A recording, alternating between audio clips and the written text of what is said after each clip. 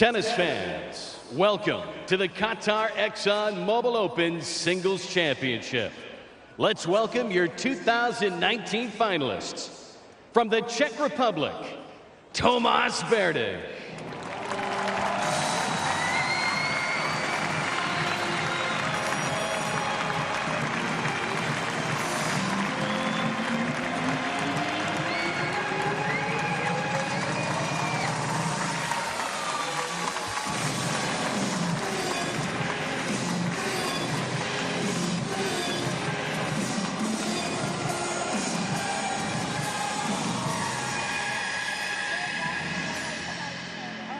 And from Spain, Roberto Bautista.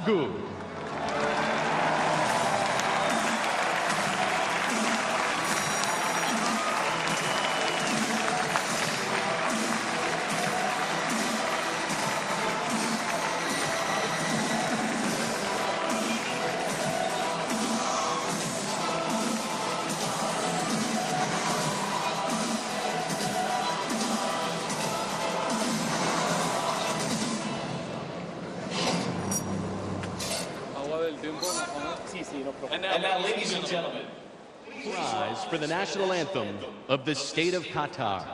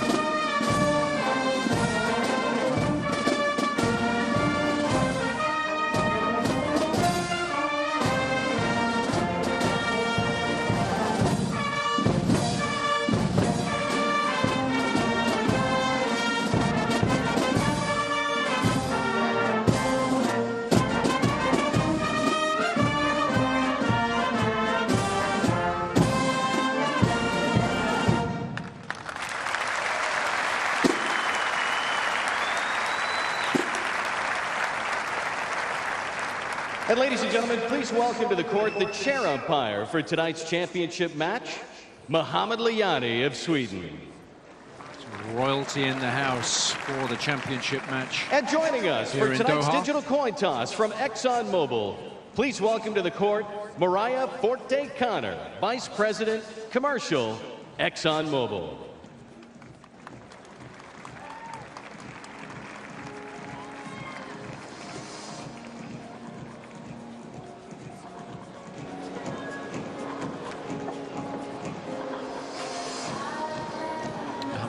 with the final, first week of the 2019 season. Nice to see him back in action this week.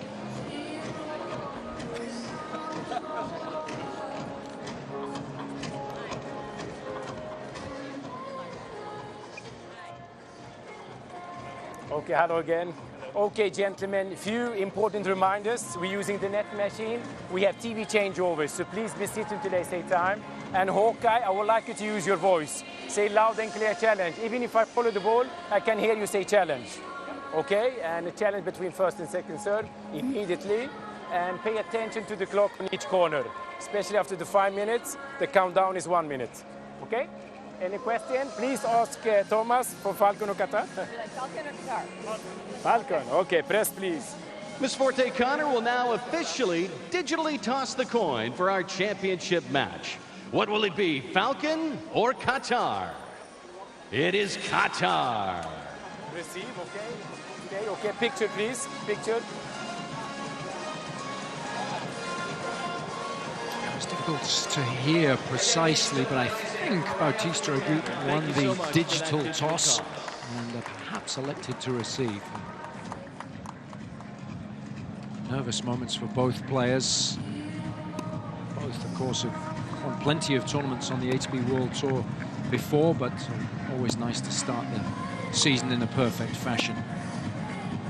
Bautista Agut, the 7th seed this week. Berdych needing a wild card because he hasn't played for 6 months, but he has a good record here and he's always been one of the tournament favourites, repaying the faith that the tournament committee have put in him. Standout matches, of course, for Bautista Agut was the win over Đoković yesterday. Let's not forget, not only did he beat him, came back from a set and a breakdown with Đoković serving at 4-3 in the second, so it was a huge win, Barry. Yeah, it was an incredible performance. As world #1 for Đoković, when he's won the first set, he's won 252 matches and lost just 8. So that puts into context what an incredible effort. And as you said, Jason, it wasn't just a set, it was a set and a breakdown. And mentally, the way he was able to bounce back and play the aggressive tennis. And in the end, it was Đoković who was wobbling due to the brilliance of the Spaniard. Yeah, but this is the harsh nature of this sport. It's great one day, but you've got to come back and do it again. Yeah, towards the end of that third set, it was Đoković who looked like he was tiring. Wasn't the case as far as the Spaniard was concerned. And when you look at how well he tends to start the season, and the fact that, in speaking to his coach yesterday, Nick Lester was telling us that he really enjoys that part of the year more than any other. And fantastic quote from him the other day where he says, "I get power in the off-season." So obviously he gains an awful lot of confidence for all that work that he puts in. 2 months he spent at home, and obviously had a lot of issues with sickness in the family last year, so it was nice to be able to spend that time with friends and family at home, and that really has allowed him to start this season in the best possible mindset, really. And this week hasn't really been troubled, but the quarterfinal match against Wawrinka was a match that we were all very much looking forward to, because Stan won a couple of really good matches early on, but he put Stan to the sword, and it was Wawrinka who struggled to live with him, didn't he? Yeah, because we didn't watch his first 2 matches because he was on the outside court, so we had a great gauge early on the form that he was in against Stan, who lost his serve opening game of both sets. But I actually thought Wawrinka was at a high level. So for Bautista Agut, he's been able to do it 2 days running. And you were talking about the off-season and how he's been able to get strength, and he strikes me as someone who's very meticulous. So it's almost the off-season, pre-season is perfect for him. He would have it planned almost day by day, hour by hour, and it's clear when you see him playing this week that it's gone perfectly so far. Funnily enough, Berdych suggested earlier this week that that's what he actually enjoyed about being forced to take time off, that he didn't have to have the same routine every day, that he did some different things, spent time with friends and family, was able to do things that he wouldn't normally do, but also having a good 6 months off allowed him to rekindle that love and passion for the game, which might add to the longevity tail end of his career. Yeah, that's how I see it. And he's very excited about the second stage of his career and setting new goals. The question we asked right at the beginning of the week was, is this the right thing for him to do in terms of his schedule to come back to Doha? And I thought then that here's a player, and rightly so, has been in the top 10 numerous years, that he thinks big. He really does back himself, and he has this week. Tough moments that he's come through, that tiebreak against Kohlschreiber, that really tough encounter against Verdasco in the second round. He breezed past Herbert, and actually didn't play particularly well in that opening set against Cecchinato, but didn't he turn it around fantastically well, down 6-3 in the tiebreaker to reel off 5 points in a row. Yeah, to finish very positively. Now, this is the 7th meeting between the two. They've had a few tight ones, including that 5-set mini epic in 2016 in Melbourne at the Australian Open. They've had a 4-setter at the French Open in 2014, a couple of 3-setters, a 6-3 in the third, a 6-4 in the third in Chennai and Indian Wells. So obviously these guys are used to having tussles, but what separates the two in terms of their overall game plans? Well, Berdych comes to the court with a lot more power. Bigger serve, can hurt both the forehand and the backhand, and I've been really impressed with how aggressive he's been with the return. There's Bautista Agut. Looks like he's off for a toilet break. Yeah, he might have overhydrated. Easy to do before a big match. But it's funny you say that, because I said exactly the same thing yesterday about Bautista Agut up against Djokovic. Didn't have the weaponry, doesn't have the power to hurt the best players in the world. And his forehand was huge yesterday, and he did go through Djokovic off that wing.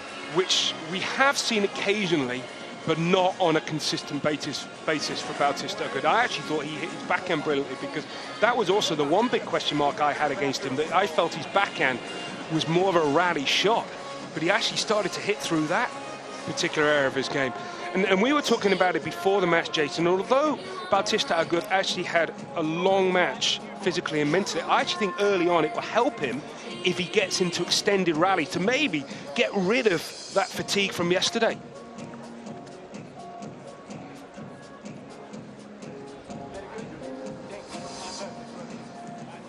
So we're all set for a match that promises much. Two players that have excelled throughout the week here in Doha in the form of the 7th seed from Spain, Roberto Bautista Agut, looking for a 9th career title, his first here in Doha, up against a wild card in the form of Thomas Berdych from the Czech Republic, looking for a 14th career title. Thomas Berdych to serve.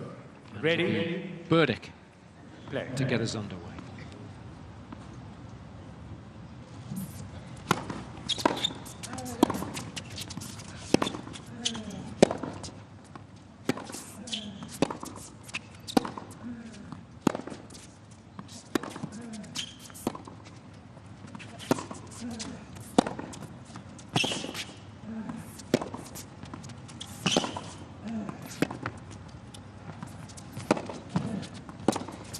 Oh, it's a very nice start. In simple terms, Barry, keys to victory for Berdych. 15 love. Needs to serve great. He needs to be around 60% first serves in. And although he won that point, I actually think he needs to stay away from those types of rallies on a consistent basis. It's blocked. Don't worry about it. I will let you know. Don't worry. Yes, I will fix it soon. Yeah.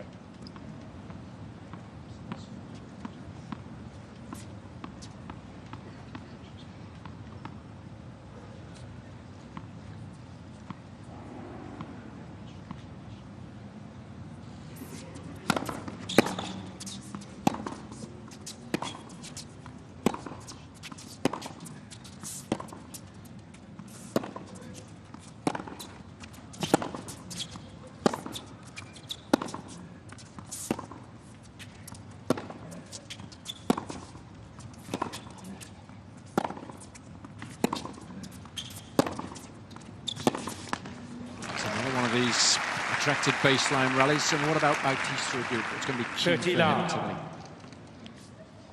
Keep the unforced errors down and play his game, and don't panic.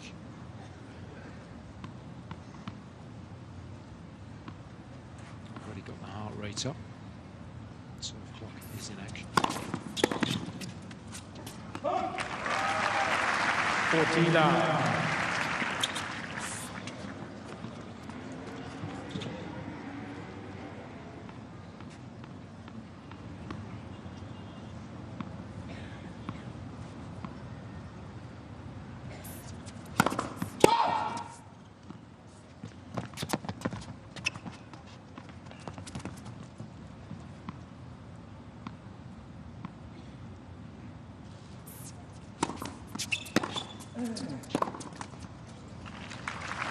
Fourteen, 15.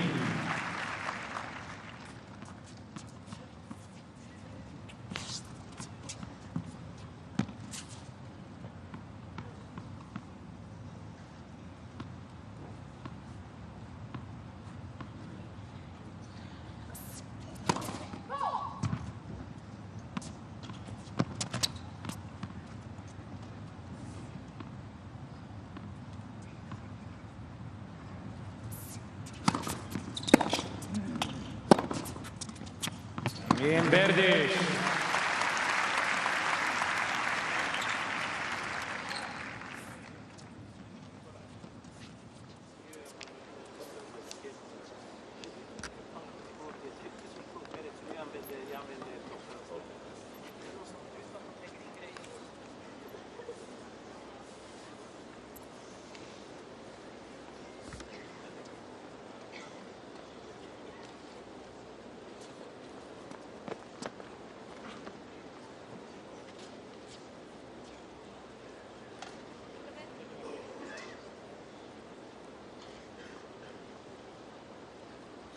Roberto Bautista are good to serve.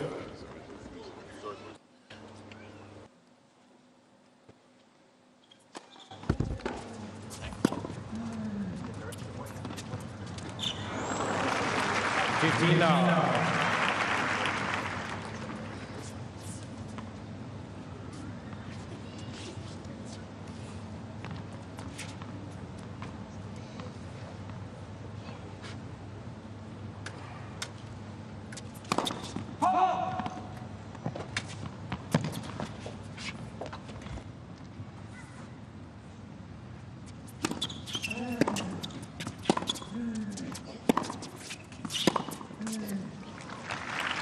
15 all.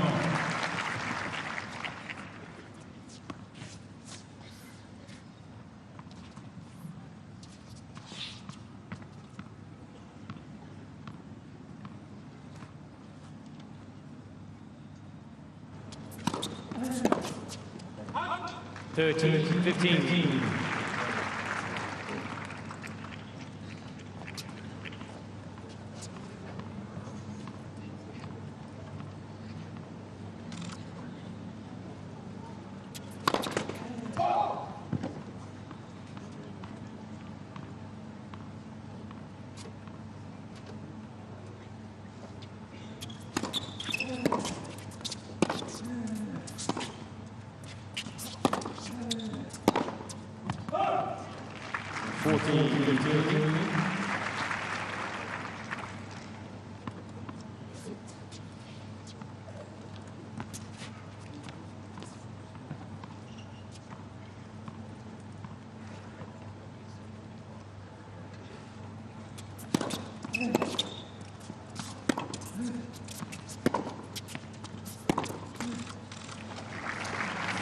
30. His range and rhythm.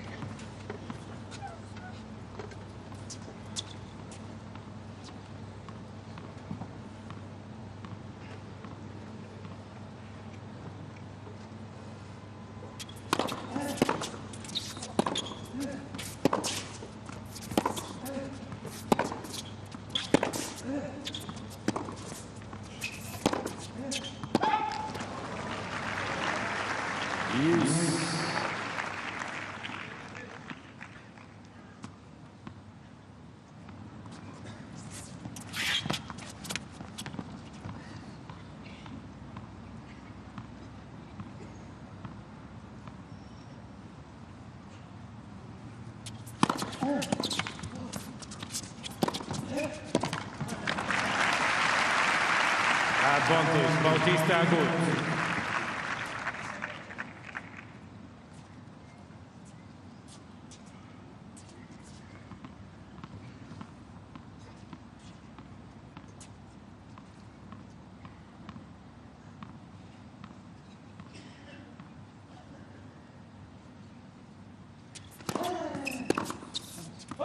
Again, Bautista good. Despite a handful of unforced errors already, manages to get the hold, which will help settle the nerves. Got to serve accurately. Bautista are good that opening service game. 6 out of 8 first serves in. It's always nice for both players just to hold on to that opening service game, get on the board. For service.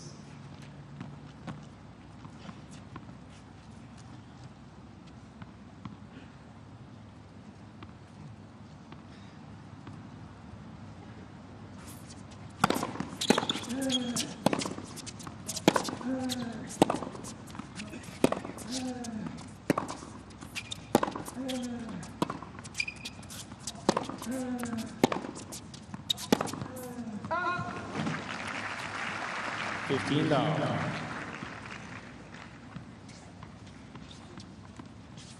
I was mentioning the troubles he's had on his first serve. Bautista are good when they have met the 6 previous times. However, for Berdych, he has been very successful on his first serve.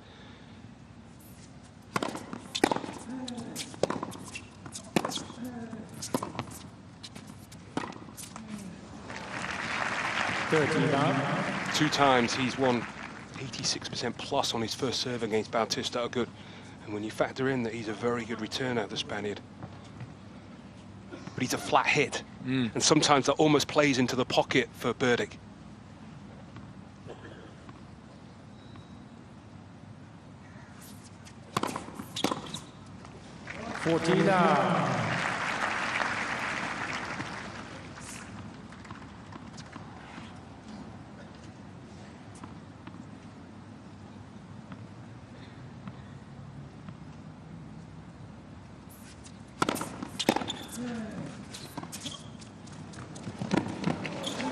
Oh, lovely dig. 14-15. Now, there's plenty of great athletes on the tour, but you've also got to be able to use your speed. And when you get there, make sure you make that shot, and he most certainly did, Bautista. Good. His attention to detail on every single shot he hits is magnificent.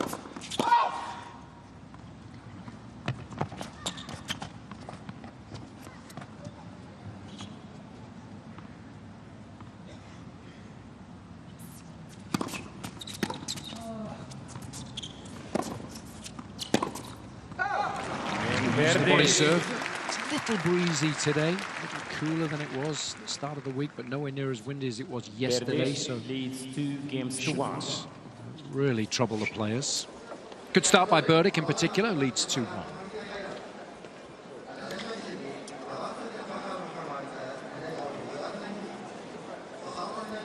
Of the two, seemingly, Barry, it's Berdych who started the fresher. Yeah, that's how I see it.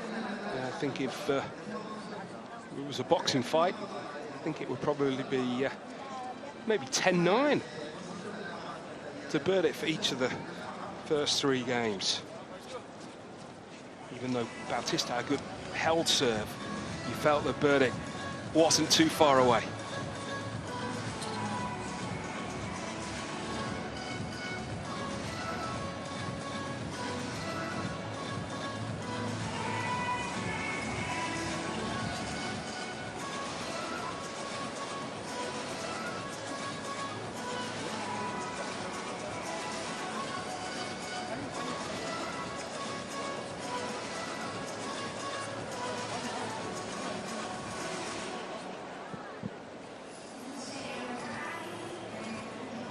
Please take your seats quickly, please. Thank you.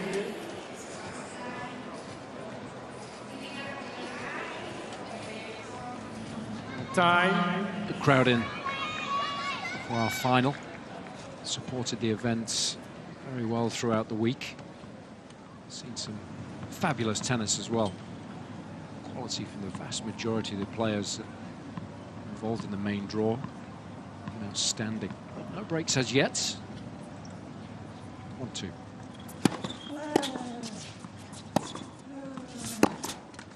What can you do, Barry, if you get out there on the match courts, as might be the case with Bautista Agut, and you are a little sluggish, you are a little flat? How do you get revs up?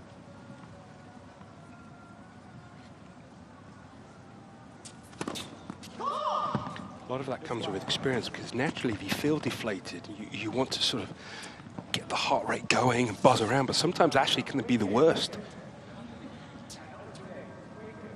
Because everything becomes a little bit too frenetic.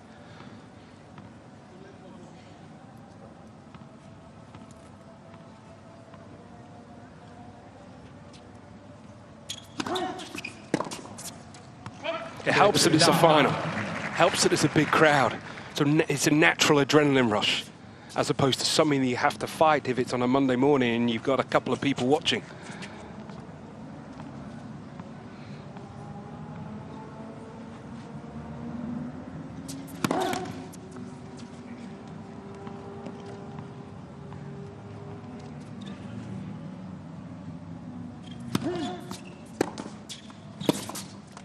That's the play. 13-15.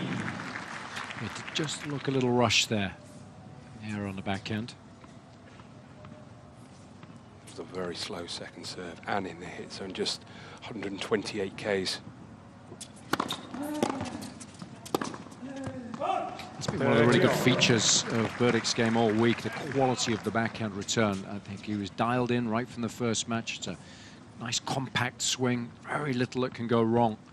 And he's really used it wisely to get up early in these rallies when returning.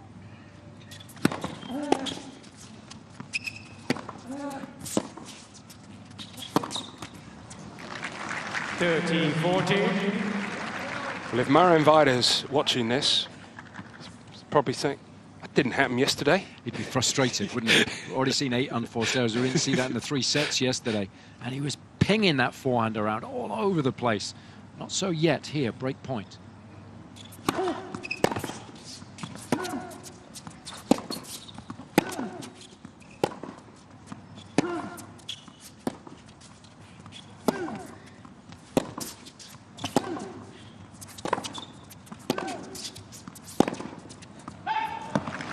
This is where, as an opponent, you have to sense there's an opportunity. Bautista is making errors. He's only in about 3rd gear so far, so for Berdych, he needs to make the most of it.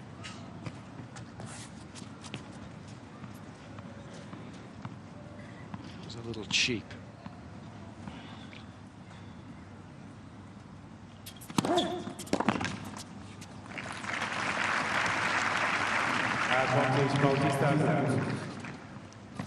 On a scale of 0 to 10, how happy was he that Bautista beat Đoković, given the fact that they played 19 times on a hard court, Đoković and Berdych, and he won all 19, the world #1.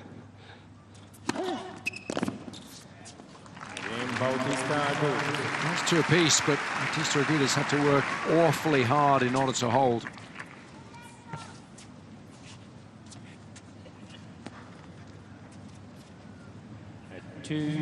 Games on.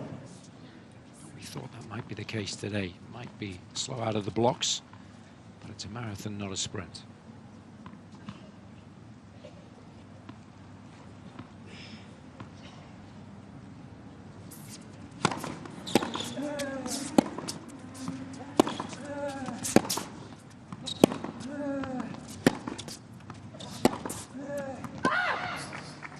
It's a very important shot yesterday against Đoković.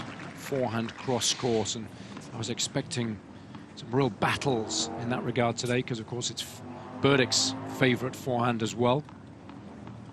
Quite materialised yet.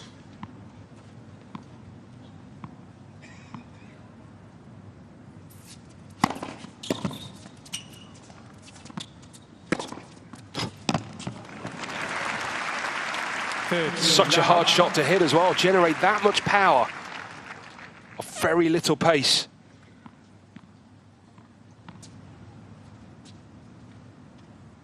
No doubt who's winning the forehand battle at the moment.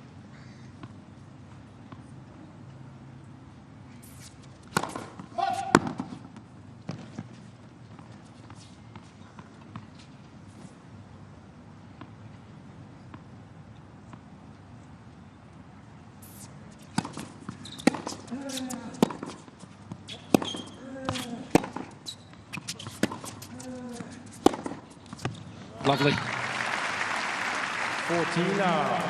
That was fascinating because Berdych hit the down the line and shifted quite quickly to his left. Almost, I know where he's going to go. He got into position perfectly behind the ball. He likes that shot, doesn't he?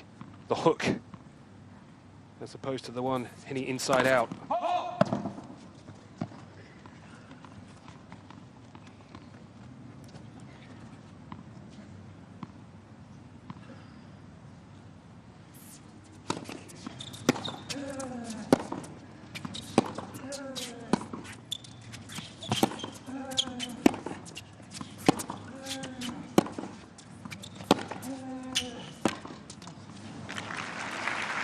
Fourteen, 15.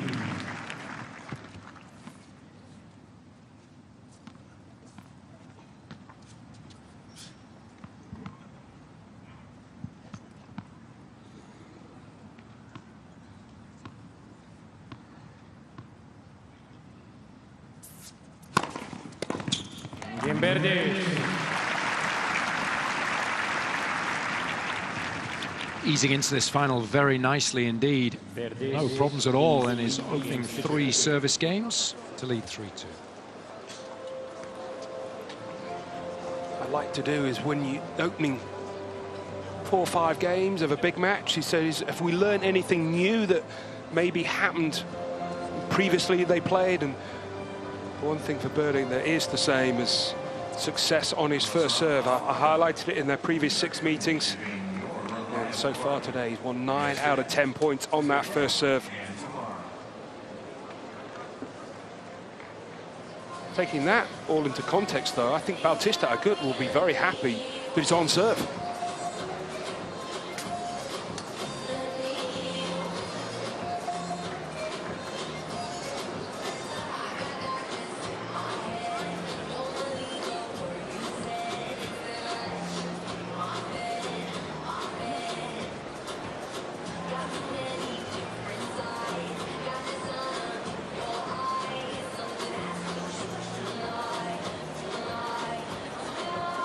Well, Barry, you made a fascinating comment in the last game about Berdych anticipating really well against Bautista Agut, and you can see when he played against Đoković yesterday, the vast majority of his backhands do go cross-court, 84% of those. So that's the rally shot. The forehand is the stroke that he tends to try and do the most damage with, and there's much greater variation in that shot. And yesterday it was the forehand cross-court that really did the most damage against Đoković. So that's the shot that he needs to start getting working today. Backhand has been okay. The forehand, though, not firing at all as yet. So Berdych obviously has very good knowledge as to what to expect. And for Bautista Agut, the forehand has to be the shot that does the damage.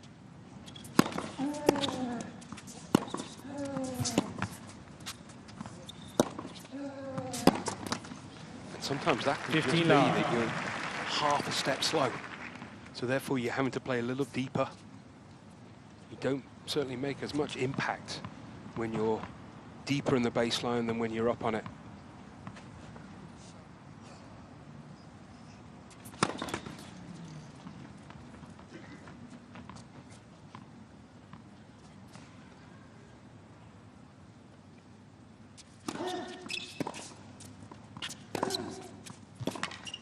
It was a better forehand. 13 now. And that's why it's really important for Berdych. It's not about making returns. It's about putting the ball in with aggression to try and get Bautista Agut on the back foot.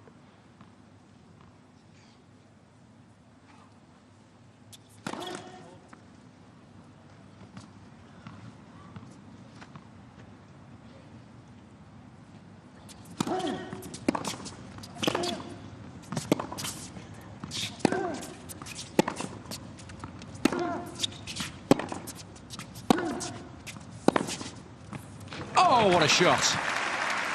13-15. It's hard to pick it where he can go with that.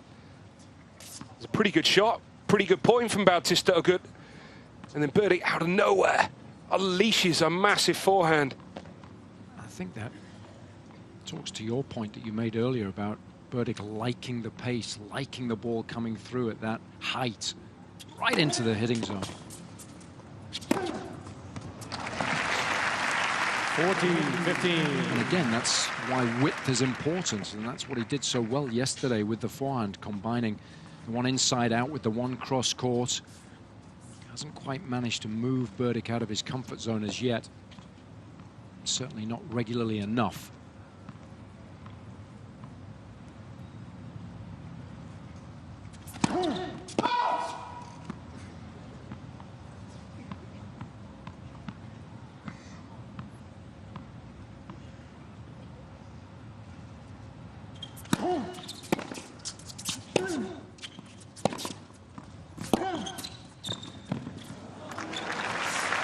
Any better than that. And it's such a smart volley. And players that aren't that comfortable in the net would hit that backhand volley into the open space, and then he'd be licking his lips, Bautista Agut. But just dropping it over the net, going back behind the Spaniard, that is just perfect.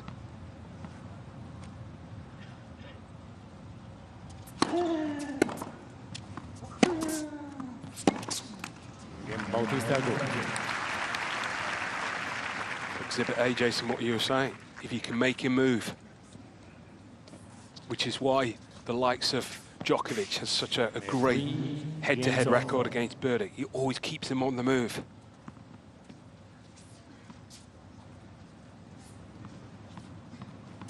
Three apiece.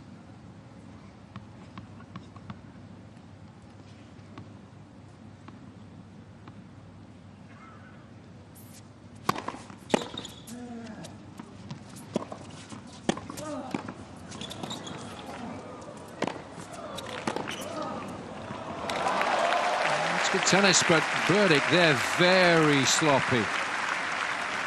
Love 15. He's got a good serve, Berdych, but he is one of those players I always put down as having an okay smash. Didn't do enough with that overhead. Should be burying that player of his quality. Left for service.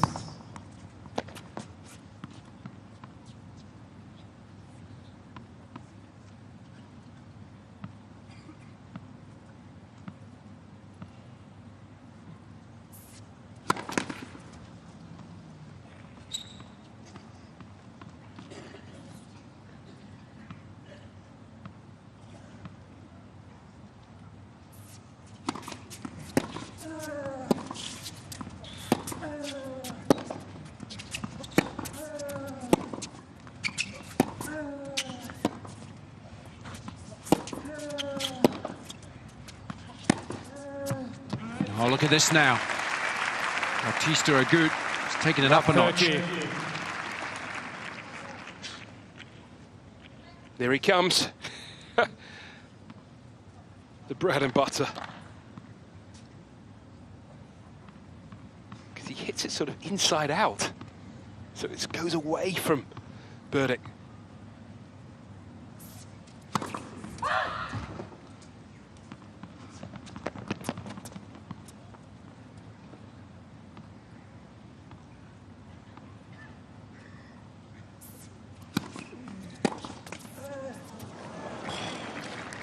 $15-30. Love a do-over there.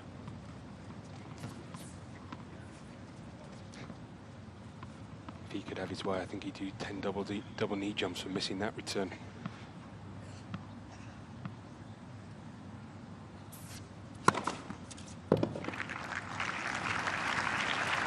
$30.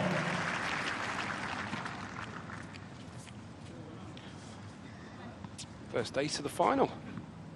Surprising, it's taken 7 games.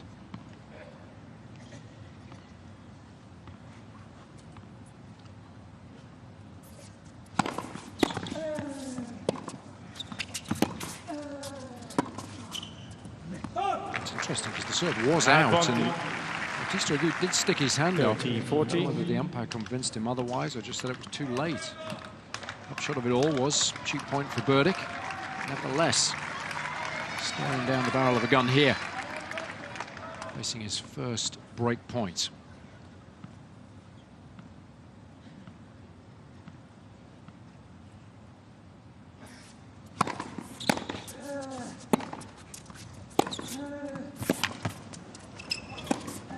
Oh yes, there are those forehands that we came to know and love yesterday, when he was able to defeat the world #1 in the form of Novak Djokovic. And suddenly it's Bautista Agut who makes his move.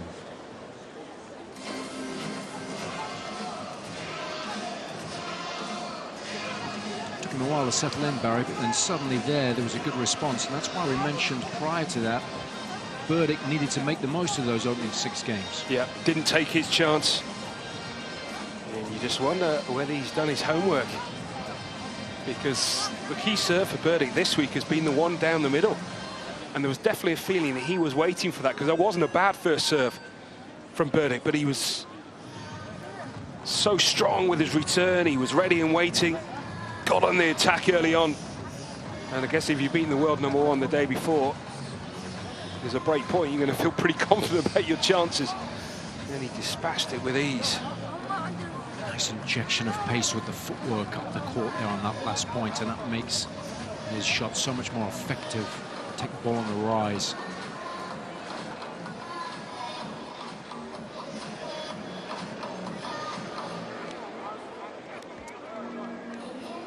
Been plenty for the Spanish fans to cheer in the last 5 minutes or so. This final 29 minutes old. A little sluggish to get started, but Bautista good now with a break of serve advantage as we head into the business end of this opening set. Serving with the new balls.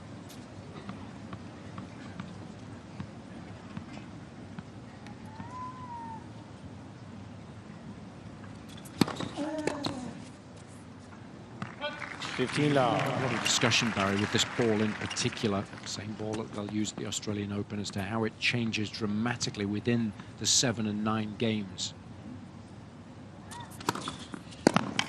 Less likely to fluff up with these two playing than it would if you had two players playing with a lot of spin.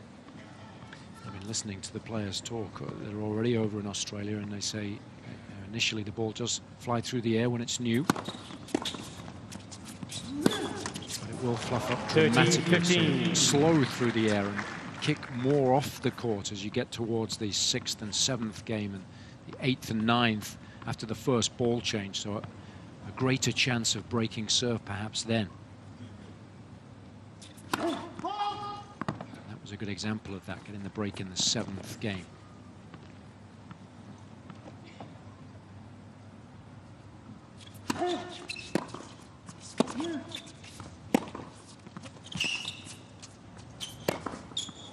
If you look very closely, you can see the AO stenciled on the ball. Obviously, great for the players to be using the same ball, trying to play in the same conditions that they'll face in Melbourne, Australian Open, which is only just over a week away now for those lucky enough to be in the main draw.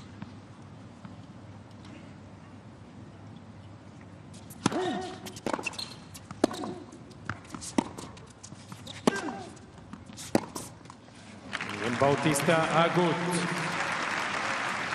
Quickest hold so far, and a game away now.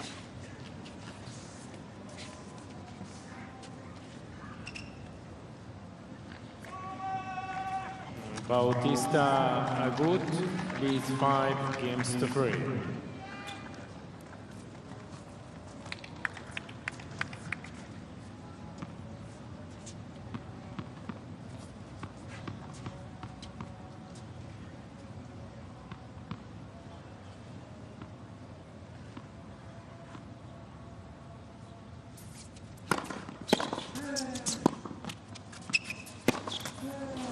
$15.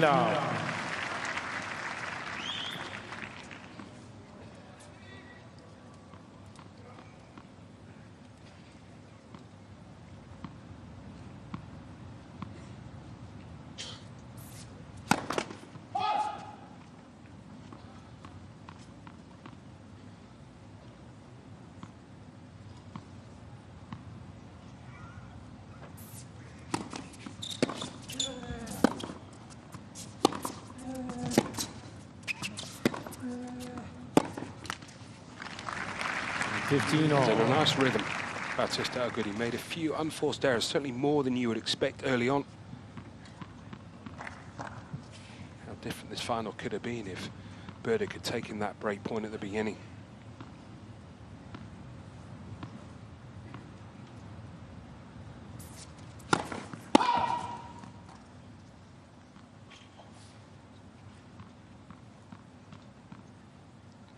Fourth game of the match. Got involved in a rally. He's on 11 of 33 coming into this final, so converting 33%, pretty decent. The better the opposition, the bigger the matches, fewer chances sometimes you're going to get.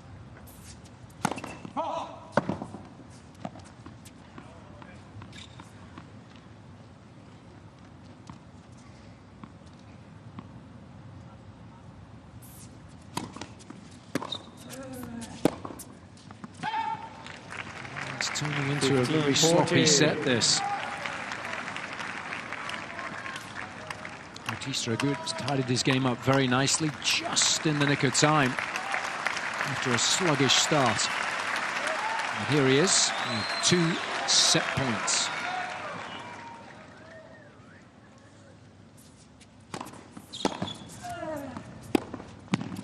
It's a nice combo. 30-40.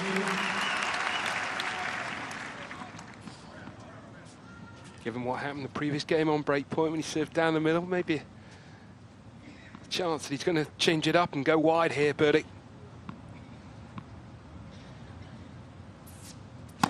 Let for service. He was unlucky there.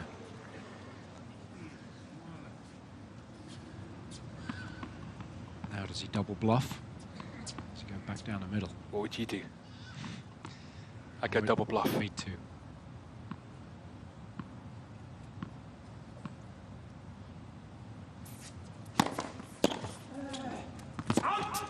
Just missed. So did Berdych, and it worked well for him. His tennis has impressed me this week, but his challenges have been shocking. Well, he just wants to be absolutely sure, given the importance of the point, and worst case scenario gives him a little bit of additional time here just to really get set for this next point. Sometimes the players use those challenges just to get a little more time between points. Yeah, that might have been the case there, because he ran out of challenge in the second set yesterday.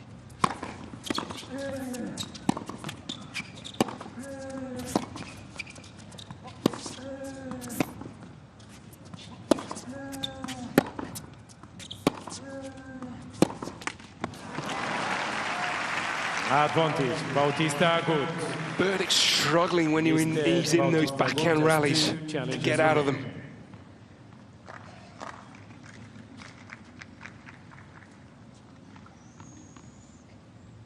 Set point number 3.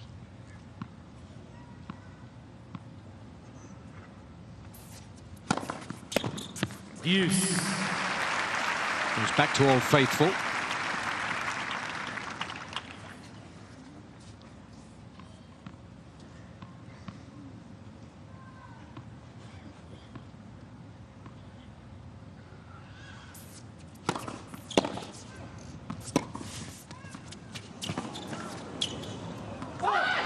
Beautiful forehand. Advantage, Berdych.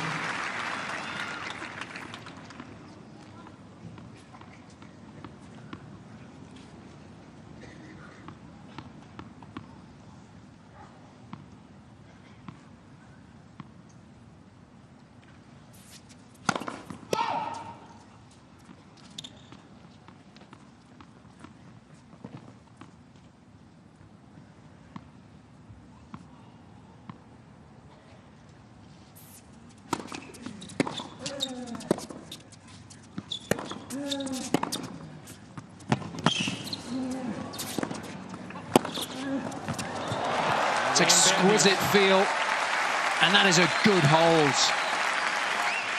Keeps him in the hunt in this opening set. Bautista Agut leads 5 games to 4.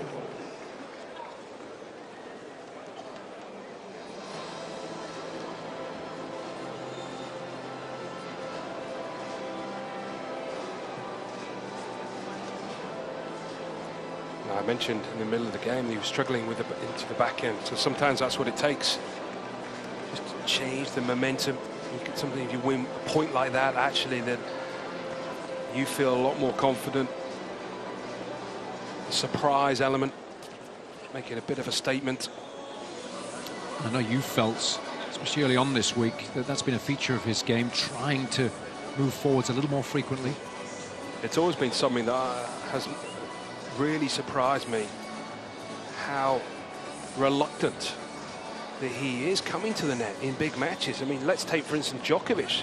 I mentioned his head-to-head. He's lost all 19 times against Đoković. Đoković, a great returner, but does return a lot down the middle. But he never serves and volleys.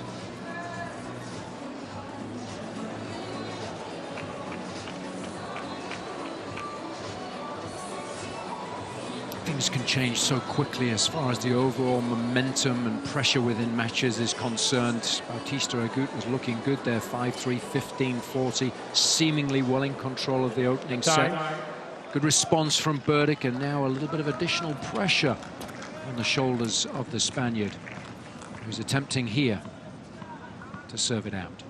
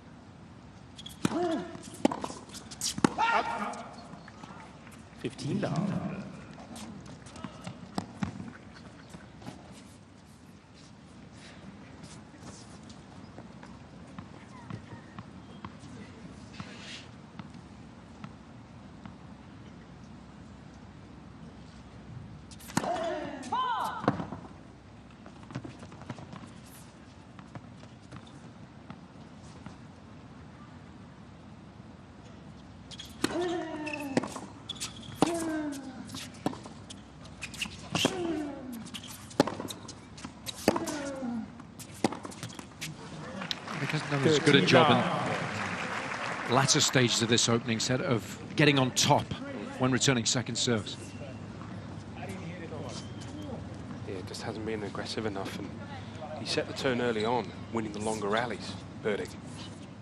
But now it's Bautista Agut that's winning the longer rallies.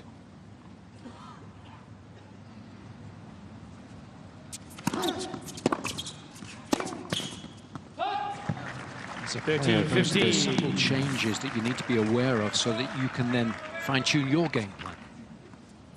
Exactly, Jason. That's why it's important that when you see a second serve, you've got to really commit to it.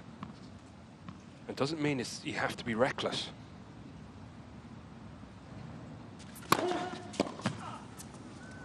That was a better first serve. A little bit of additional width on that.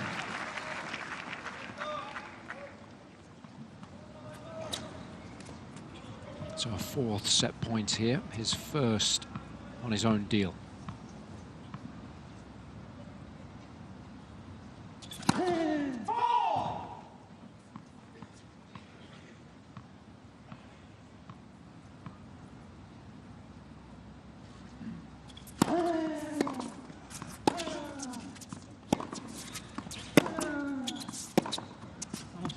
Game, first set, Bautista Agut. Managed to find the clutch midway through the set to change gears, and it was enough in the end.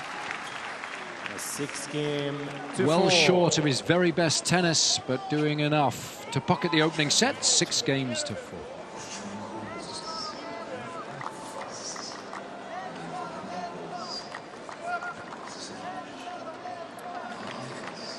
The greatest competitors, Barry, will tell you it's not about playing your best when it really matters, it's about playing well enough. And that really, for me, has been the key. You look at the break points. The first 2 break points there were of the match. Berdych had one. Bautista Agut had one. Bautista Agut took his. Berdych didn't. Berdych got the had the chance in the 4th game, and as the rally developed, and the mistake he made, I think, is he went harder and harder and harder in that point, and that's a very dangerous thing to do against Bautista Agut. And I think you hit the nail on the head, Jason. I think for Bautista Agut, that first set he won playing average tennis. Yeah, he knows he can play better, but of course so does Berdych. Just a few too many too many errors, especially off the backhand for Berdych.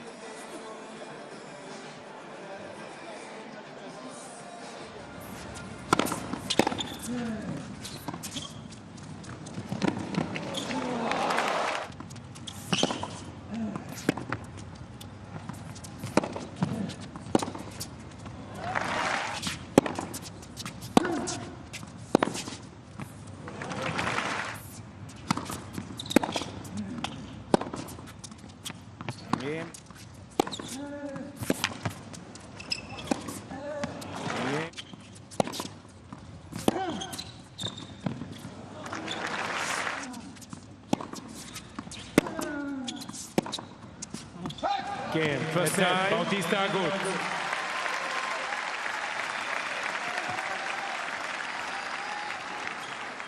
6-4.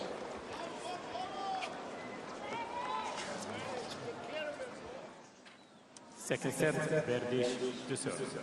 Bautista capturing the opening set. Berdych Please. to get the second underway. Thank you.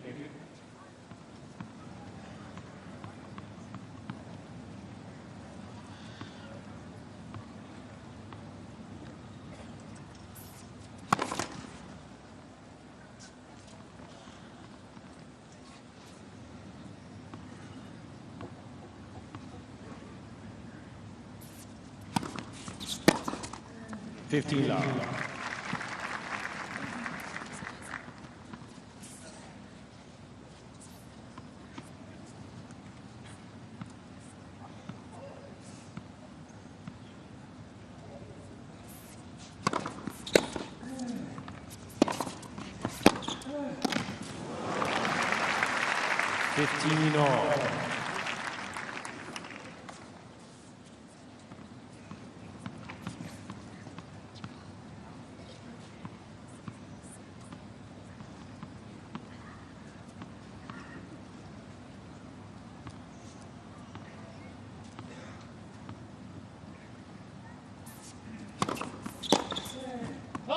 $13-15.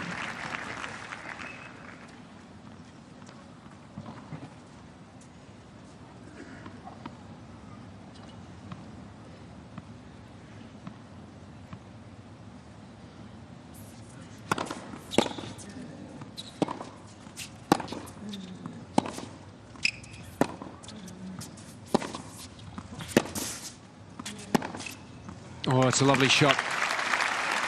14-15. It's so important. The ability to change direction against Bautista are good. That's surprising the Spaniard.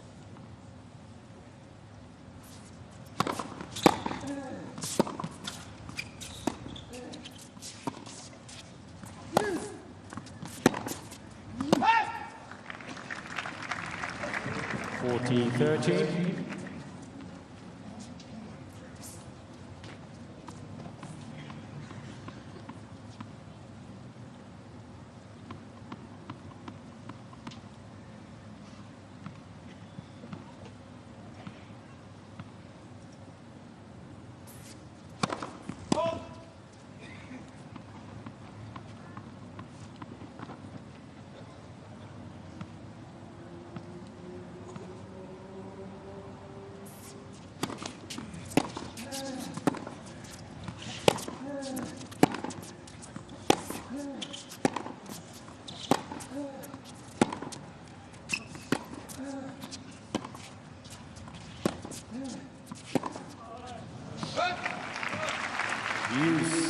Berdych attempting some nice variation, giving that forehand down the line, a little more air, but all to no avail. Yeah, good play. Just to take it out of that hit zone for Bautista. Good. He also used the slice.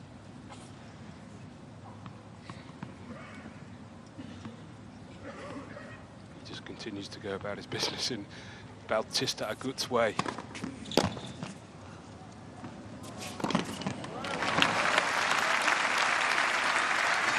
Advantage, Berdych.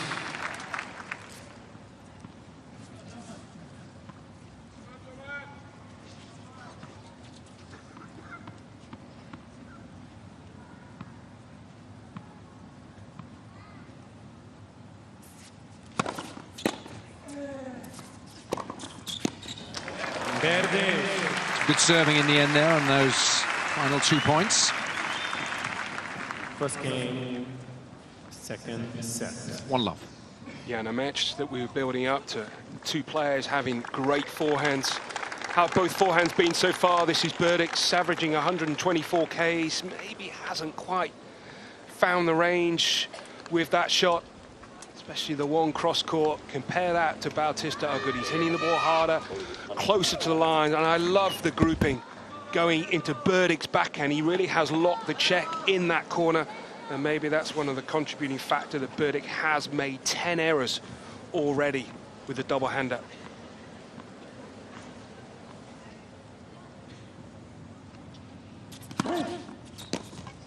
in that opening set, Barry. Made 12 unforced errors in total, but remember, 6 of those came in the opening couple of games. So he tidied his game up whilst also then being a little more aggressive, particularly with that forehand.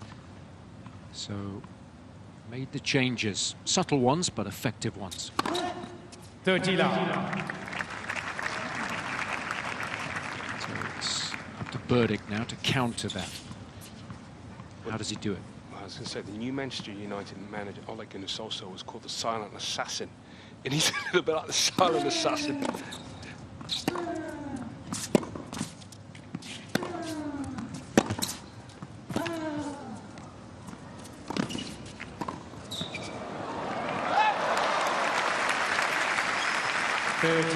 So you've got Manu up the other end. You're Jurgen Klopp, you've just signed Berdych for Liverpool. What are you telling him to do? You're 1-0 down at half-time. I think it's a case of doing 4 or 5 things just a little bit better. I don't think he needs to panic. I mean, he's can serve it better. That was important in the last game, to find a couple of big serves, the last 2 points. But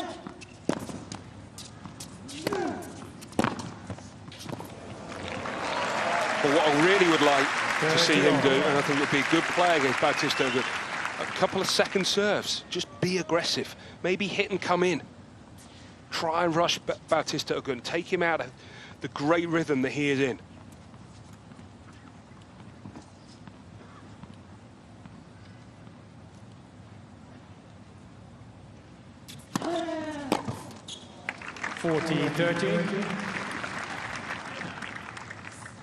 Man, I don't think Bautista with his second serve should be winning 63% of the points.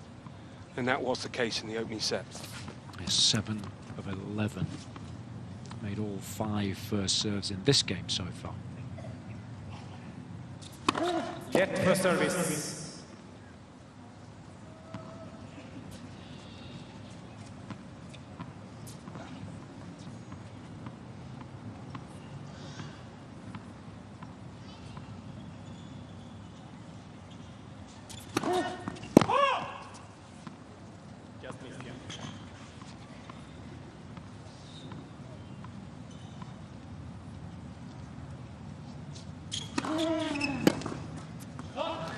Took it on. Just didn't quite time it well enough.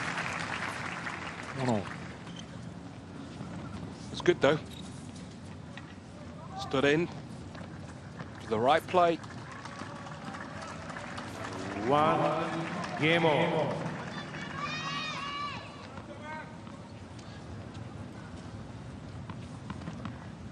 He's got a long trip, hasn't he?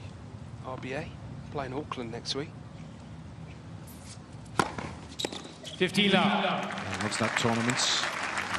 In 2016, a defending champion. He's always had an excellent record early on in the year off the back of putting in so much great work in the off-season. Favourite time of the year for him. 13 love. Plays Leonardo Meyer in the opening round. So always tricky.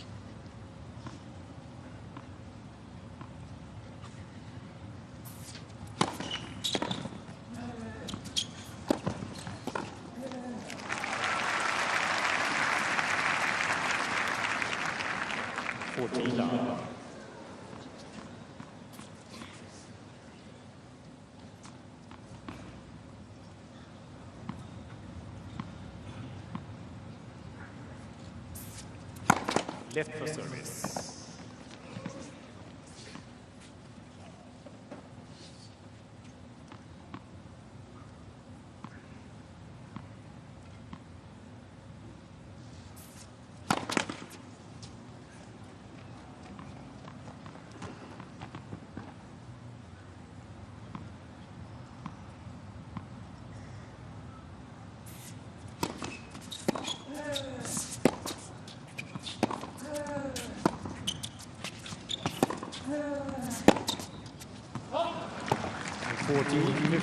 Spreading the play very nicely.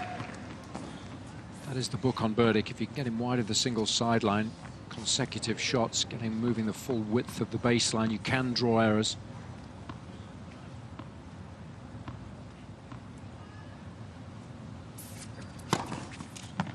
Wow, what a serve. Lovely width. Well, as in the opening set, Berdych has made a strong start here. No breaks, but it's 2-1.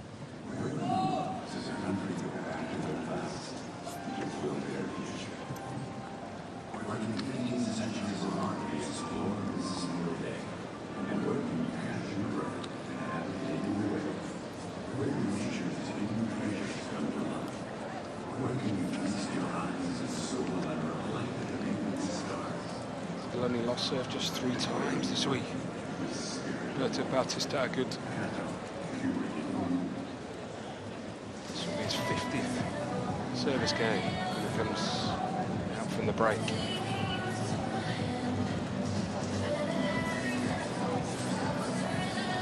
Looks like he got it wrong with the paintbrush with his shoes.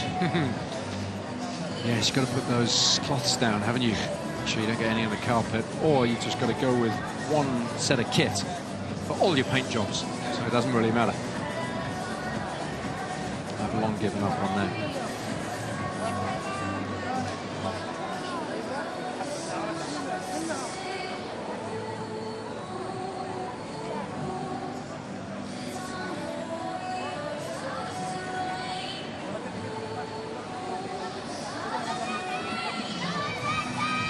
A tie.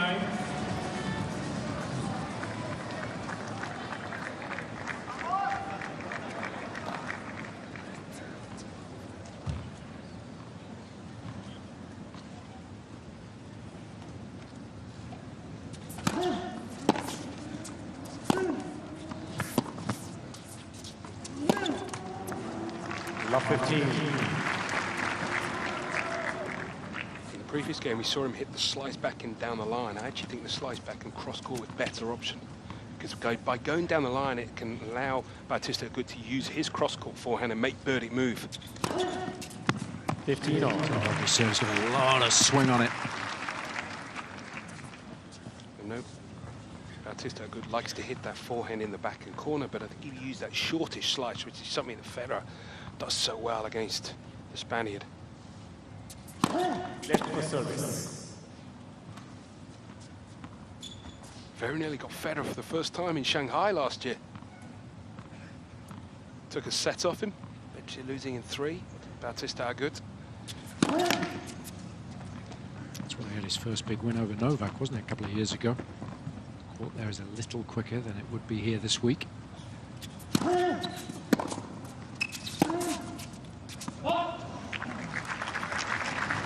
I think the win over Novak yesterday even more meaningful than his victory in Shanghai a few years ago. Everybody fully focused first week of the season. Sometimes that isn't the case towards the tail end of it.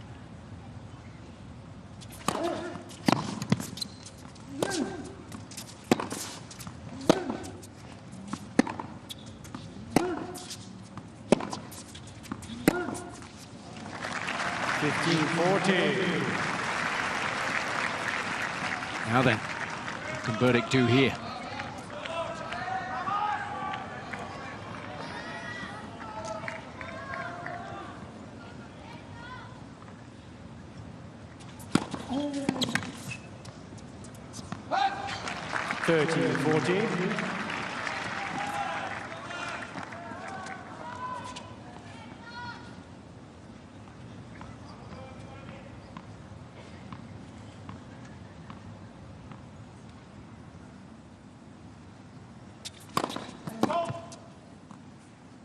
This is the test now. What's he going to do with this return? Is he going to look to be aggressive, get the first strike?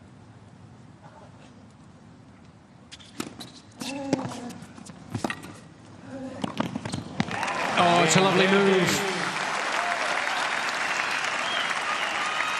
Waiting patiently for him to be more aggressive when he gets a look at a second serve, and no reason not to follow that in. A beautiful strike initially. Quadzilla makes his move. And they can be difficult volleys as well, those high hanging ones. You've got to create your own pace, but didn't he do well, Berdych? Magnificent return. A couple of aggressive plays in that last game contributed to the break. We talked about that play earlier in the week, didn't we? Wanting to take that return on left court, come in behind it when you strike it that well cross court. It's not a risky strategy at all, but can be very effective when you hit it a kind of authority.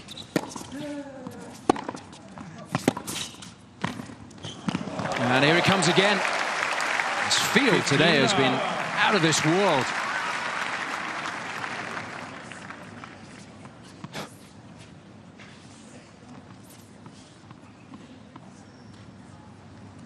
His movement there, beautiful. He's in tip-top shape.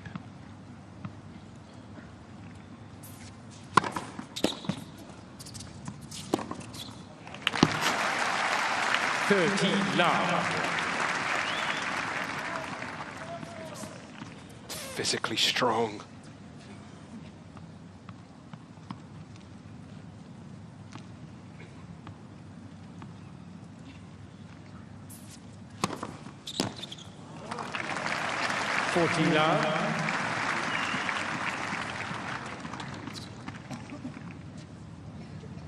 Again, this has been to follow up from the break.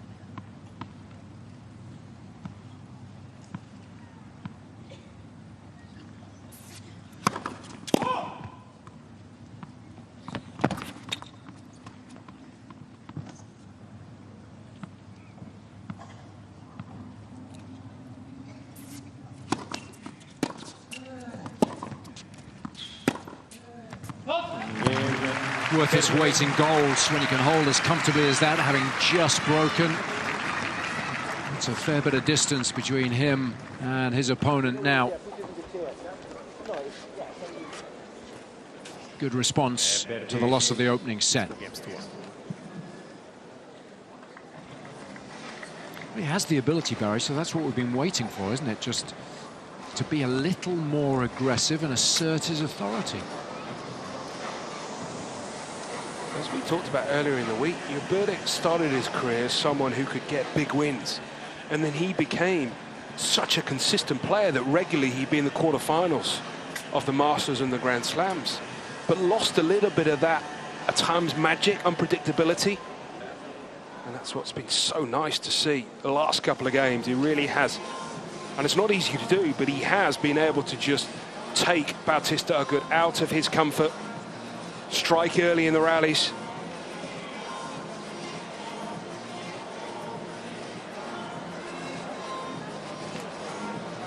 And those points under 5 shots in this set. 14 for Berdych, just 7 for the Spaniard.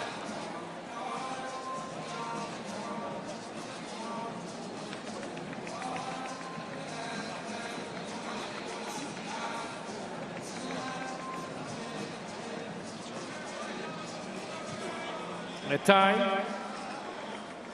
Well, we were treated to a beautiful sunset here just before the players walked onto the court. Now it's the bright lights of the Khalifa International Tennis and Squash Complex that burn brightly in the night sky here in Doha.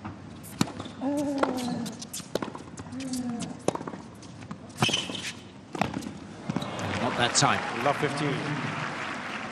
Nothing wrong with pushing the envelope.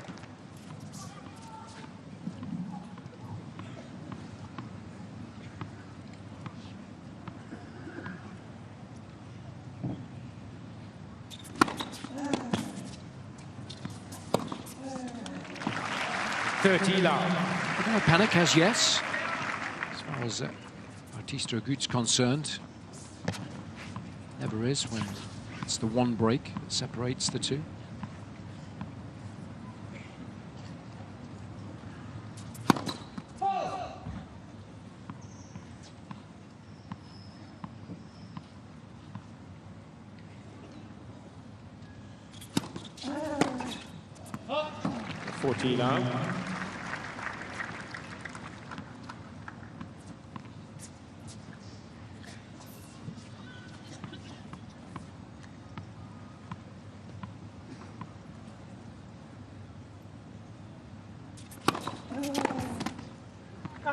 Game, Bautista.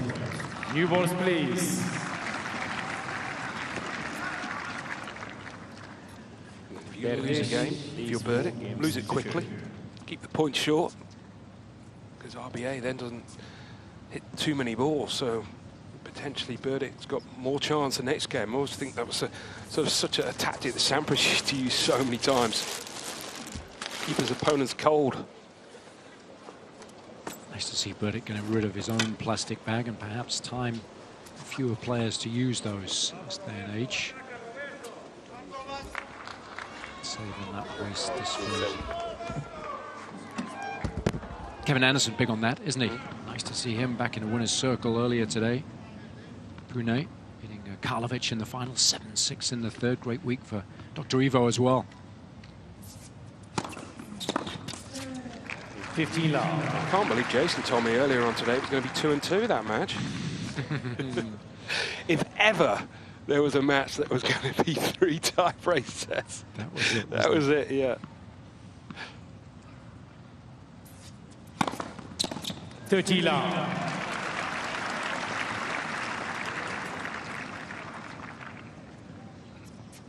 I think we've got Medvedev and Nishikori, haven't we, in the final over in Australia. And they're played on the Sunday because they're already in that part of the world. Pune here in Doha. Try to get ahead of the game by giving them an extra day to get down there.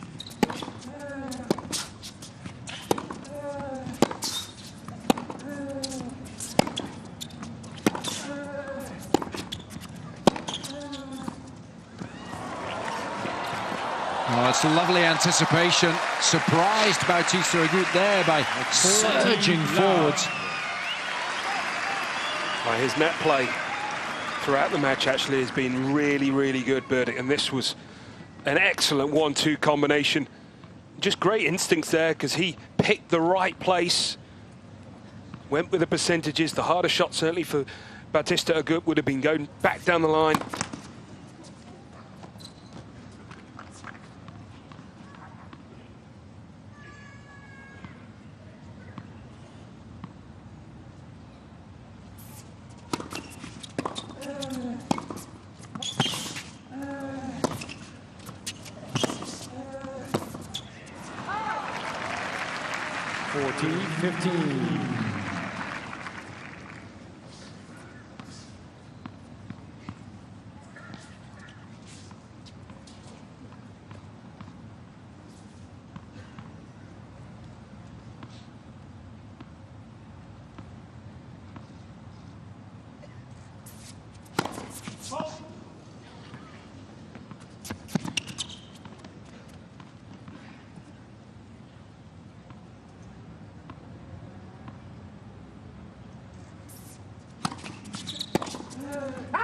In Berdych. Looking good at the moment. Berdych leads 5-2. Game away now from taking us the distance.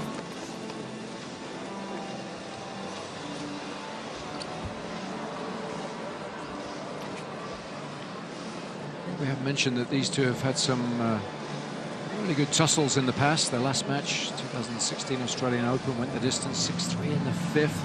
They played a really tight 4-setter at the French Open in 2014, and when they've met on the tour in Chennai and Indian Wells, both going the distance, 6-3 in the third, 6-4 in the third. So perhaps no surprise that looks like this one is heading into a decider as well.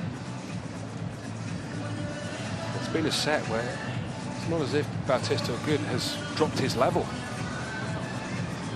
Berdych's just doing everything a little bit better. There's been no panic throughout the week as far as Berdych's concerned. He was taken to 3 by Verdasco. Came through that one 7-5 in the third, having lost the opening set. The other matches have been won pretty comfortably.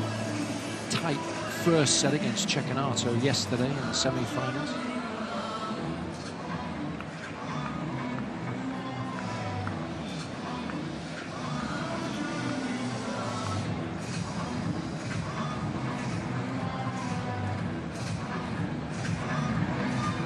Time. It's a little cooler as we head into the evening. This part of the world at this time of the year. It's almost 7:30 local time. Always got to bring a coat and a hat, pair of gloves, just in case. This final, though, warming up nicely. For service.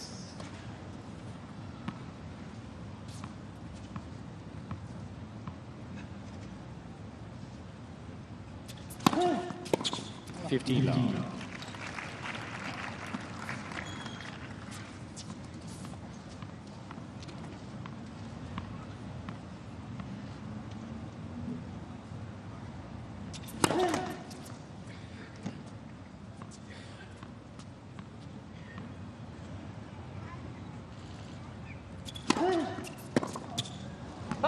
It's a nice lift there. A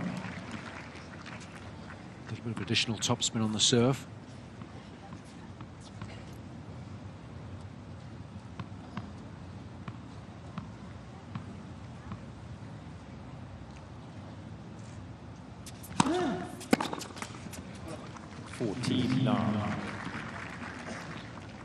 Berdych perhaps now just turning his attention to the next game.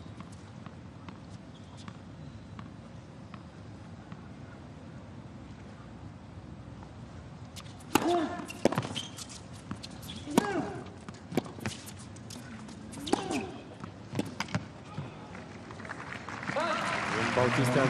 Good focus from the Spaniard, but this is the moment of truth as far as Berdych's concerned.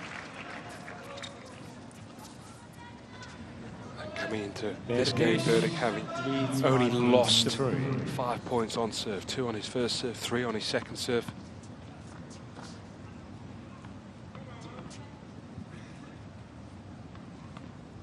Always a little more tricky though when attempting to put the set to bed. Net service.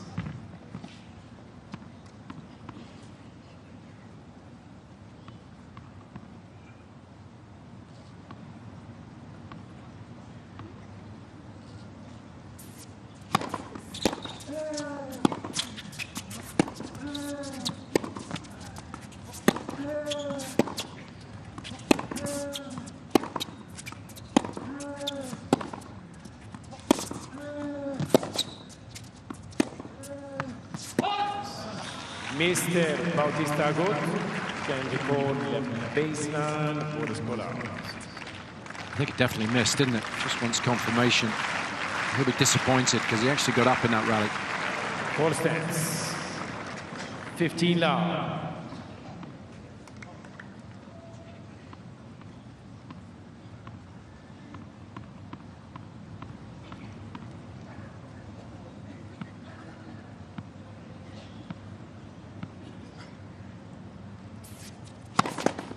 Service.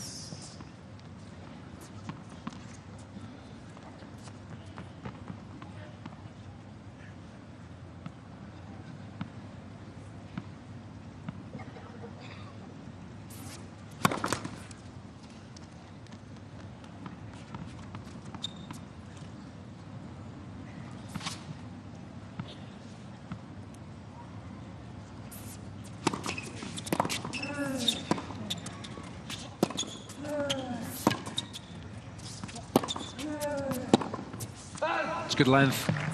It's a risky strategy to attempt to go down the line off that one. Mr. Bautista good has 2 challenges remaining. Have to retain your discipline. Situation like that. 2 good points for Bautista good in terms of being able to extend the rallies, hit some shots.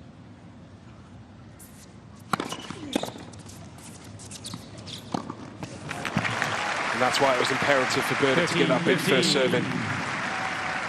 Back on track now.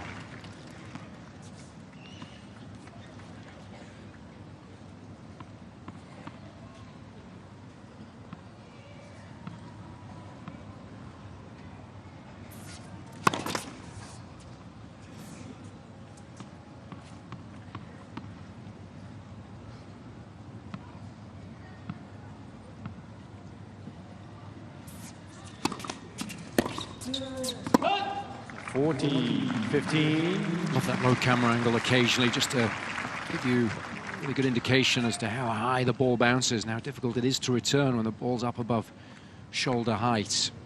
Here's Berdych, 2 set points. Beautifully done. Finishes the set with considerable aplomb.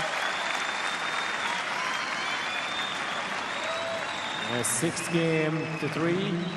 And it's very much game on here in Doha.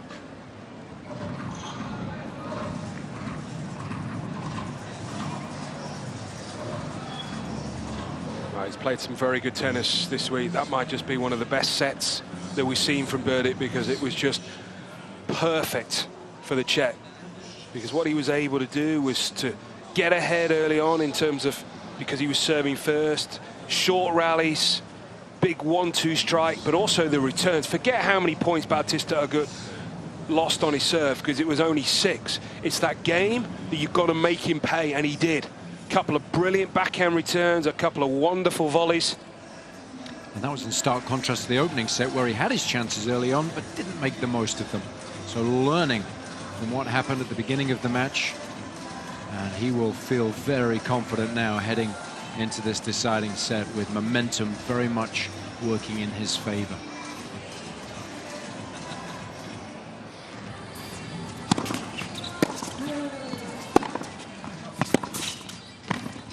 This is the type of tennis that he was playing. Taking the attack to Bautista Agut.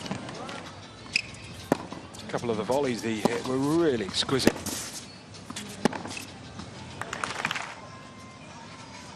Interesting, you know, that he actually... that was a great volley. I mean, that was the key, arguably the biggest point of the set. It was a break point. Yeah, he won more points returning Bautista Agut serve in the opening set than he did in the second. Game and second set, Berdych. Sticking your pick. Yep, you've got to do that, haven't you? The time, There's only Robbie Koenig who consistently changes his pick mid-match, depending on the scoreline. Final set, Bautista Agut to serve. So Bautista Agut with the advantage of serving first in this decider.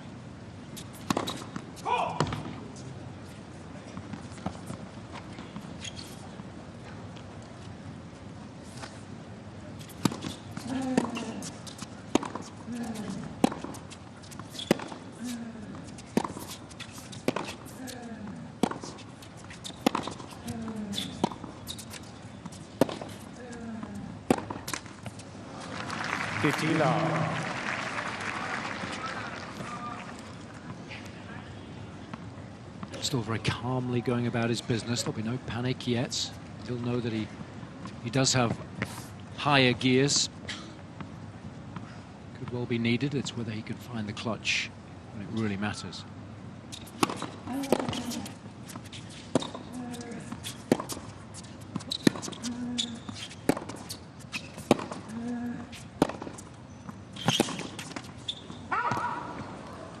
I think the key for Bautista Agut is to just continue to do what he's done and almost say to Berdych, right, sometimes it's easier to play that way you did in the second set when you're behind in the scoreline. When it's a one-set shootout to win the title, can you red line it? Do you think that will be enough if he plays as well as he did in the second set for Bautista Agut? Berdych won't be able to replicate that kind of form, and Bautista Agut will win.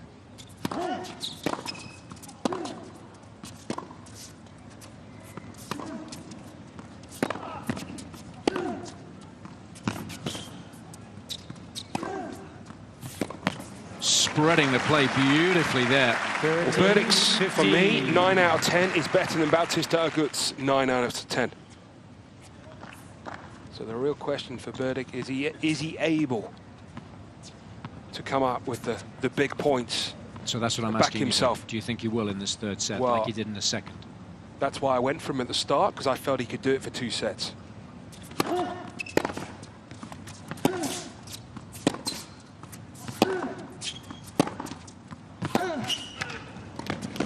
Oh, it's lovely.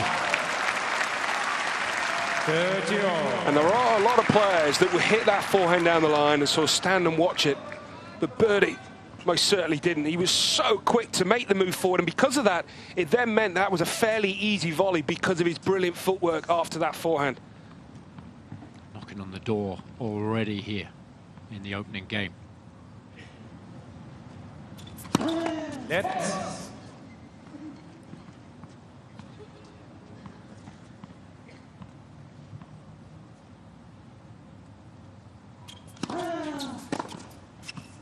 Oh, lovely. Such a difficult shot that when the body's moving in one direction and you're attempting to hit the ball in the other.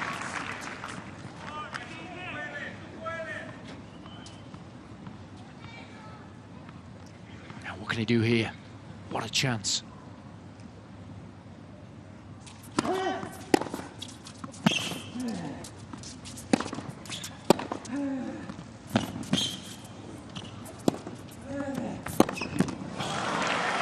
Again, very poor dynamic balance at full stretch, having on the full width of the court. That is his downfall. Yeah, did he just make an error early on in the point? He had a sort of a three-quarter forehand that he hit, that he went for his favourite shot. Maybe Bautista read that. That's where he struggled over the years when compared to his peers. That's why it's also important, Barry, to get up early on in the rally, isn't it? Not allow yourself to get tugged left and right, find yourself in a situation like that. A big point.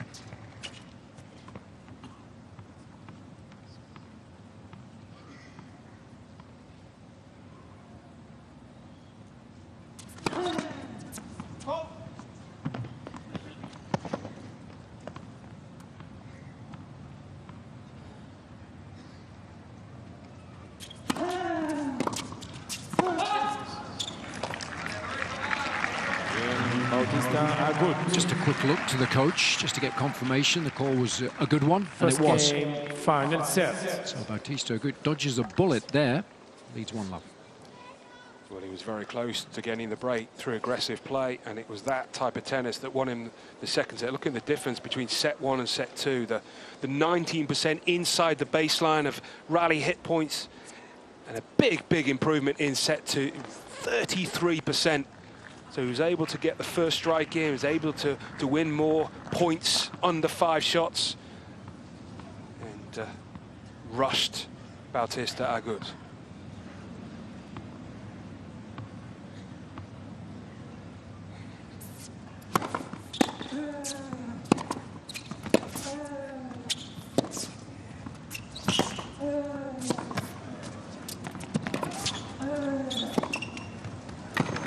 Awesome.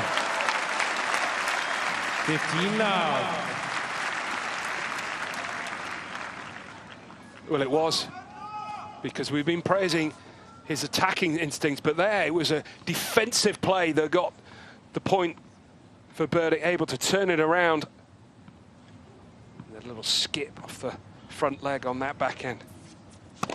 That's what I liked about it, because having defended so well on the previous shot, then very quick to move up the course on the next one. That's not always the case. Such an important combination there.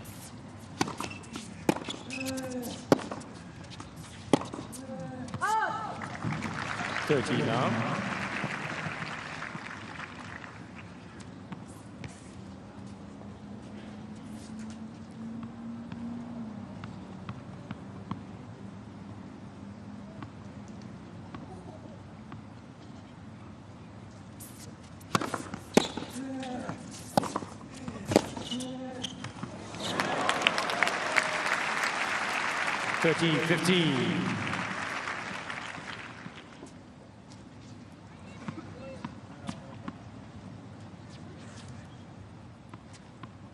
What's important for Berdych is that doesn't deter him coming forward.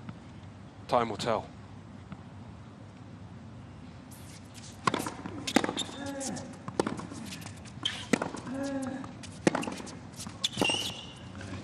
Hold of that forehand there. When he does, very difficult to defend against. It's always been his favourite.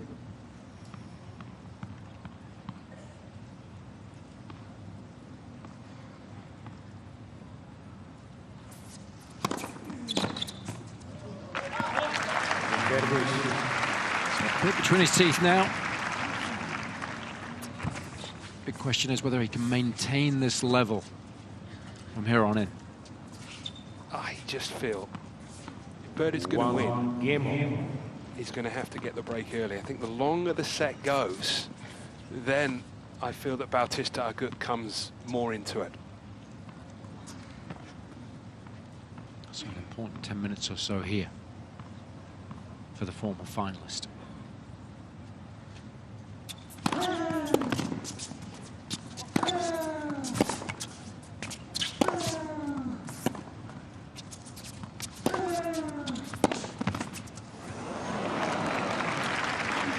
15 love. That's where Berdych struggles, isn't it? Because he still hits that backhand when he's under pressure in the corner with a closed stance, and then loses balance thereafter. The likes of Bautista, Agut, and your Djokovic's, your Nadal's, Murray's, players that are so good getting out of that corner, they all hit it with an open stance.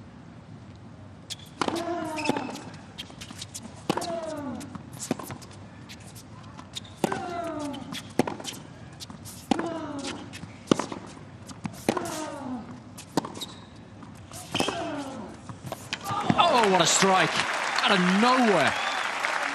30 love. Beautiful movement. It was, because he was looking for the down the line. Bautista Agut. He thought this shot from Berdych was going to go to his backhand. Anchored himself beautifully with his outside right leg, didn't he? So then he could hit the ball firmly. Lovely dynamic balance.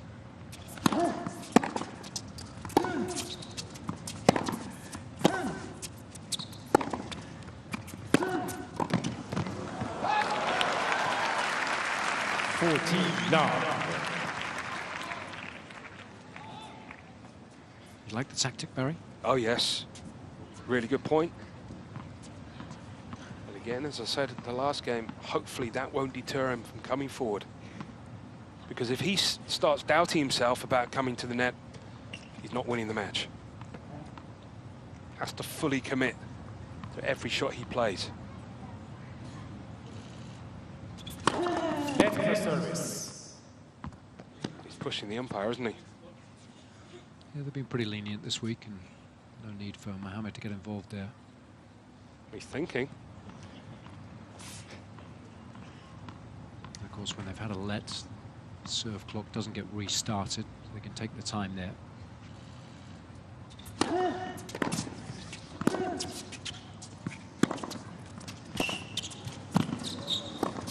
And he did well to put the brakes on there.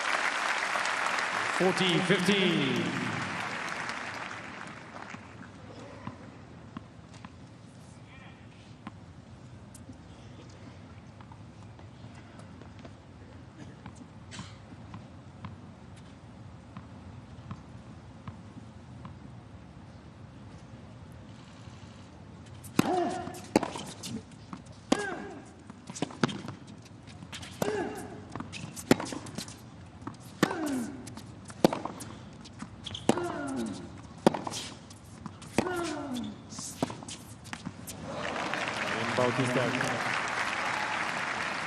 Both players they buckled down very nicely at the start of this deciding set. 2-1.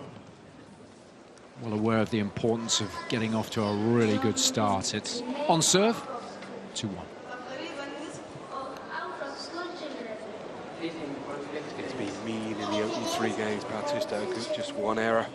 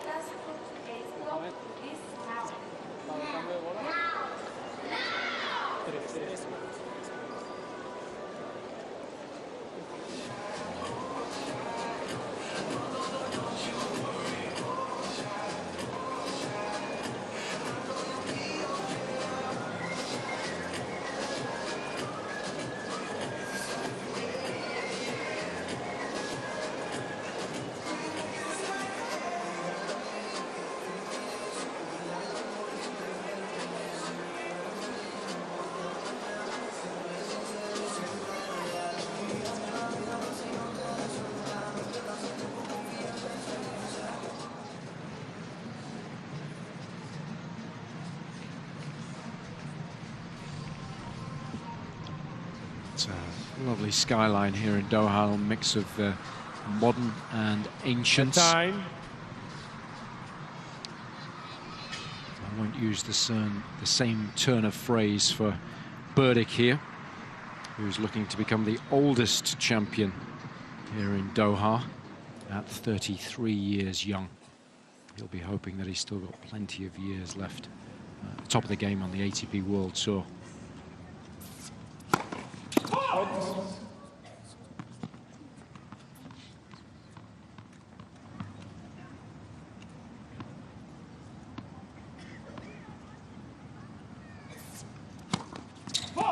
Love 15.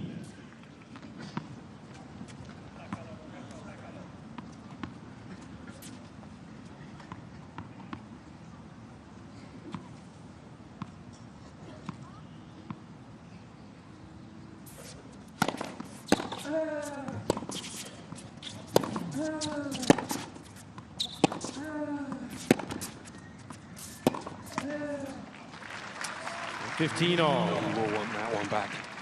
I mean, that's exactly the advantage you have when you serve first in this set. He's 2-1 up, and then love 15. That was a free error, cheap error.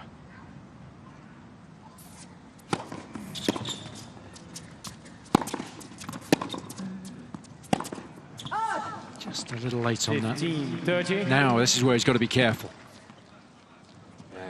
He had that hot streak, Berdych. You know, he's cooling down a bit. It wasn't a great first serve. It was slightly tentative on that forehand.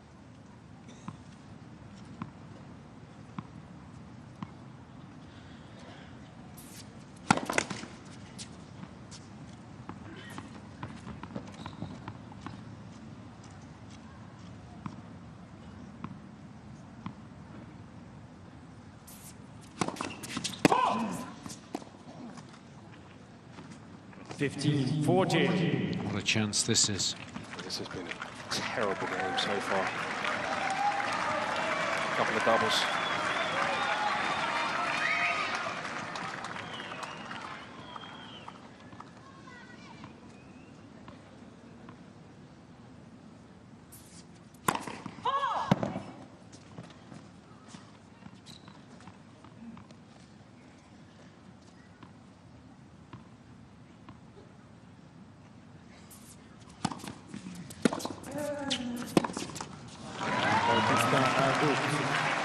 What a gift.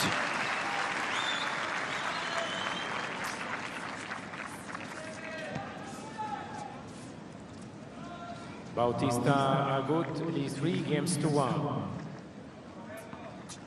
A dip in form, costing Berdych dear there. And that's so nice. If you Bautista are good, you get the break. And all he did was just put the ball in court a couple of times.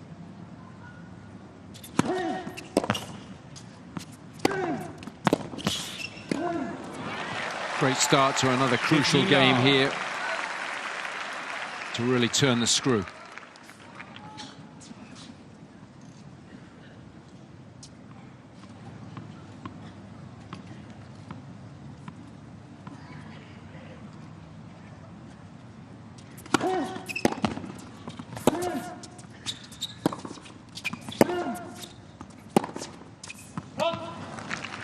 Love.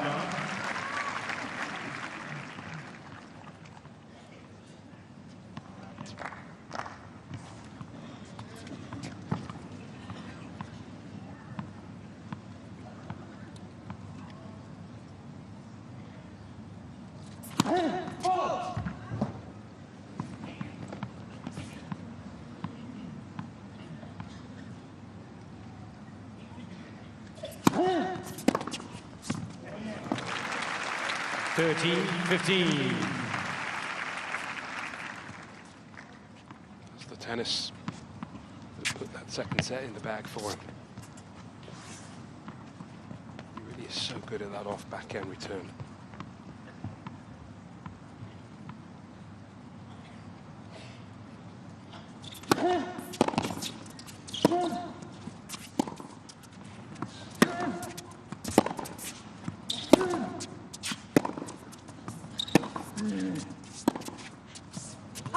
It's careless.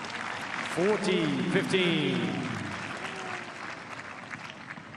How much of it is, for the first time maybe in the week, that I can win the title, played a part? Because it's not been a physical match.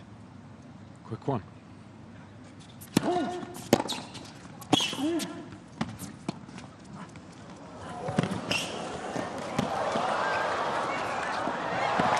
Brilliance! A moment of magic from Berdych there keeps him in the game. Well, it was a shot that you don't normally associate with him. that got him on the front foot, the drop shot, and he played it brilliantly. And then the movement at the net, as it has been really for most of the week, excelling.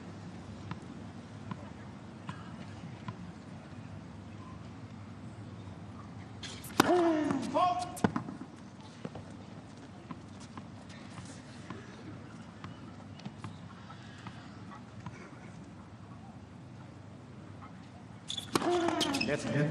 Second service.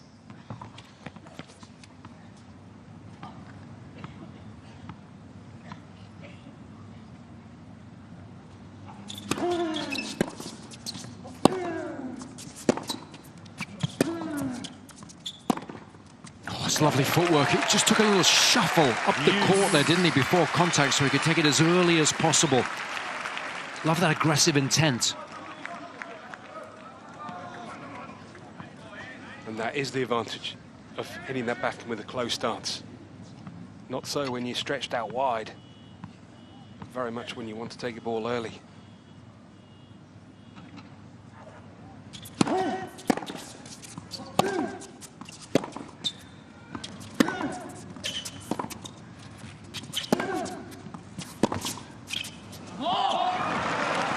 Advantage, Bautista good.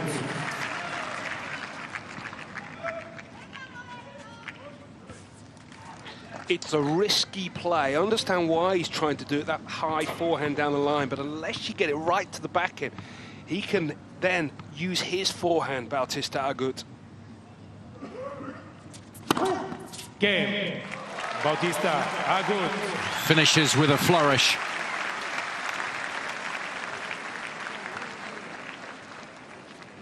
Bautista Agut leads 4 games. The finish line now, well within sight.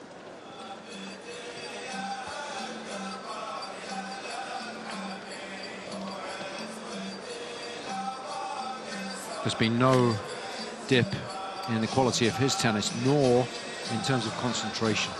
No, the worst part of the match for him was right at the beginning.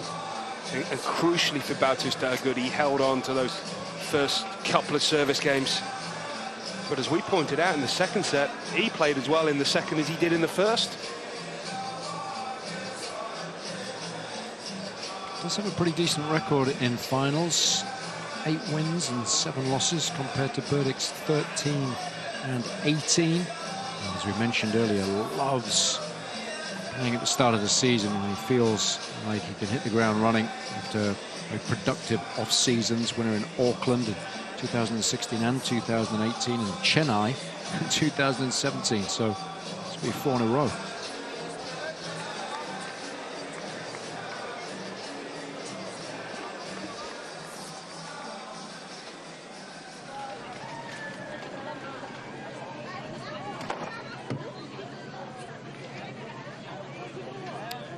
Agut, a couple of games away from victory here.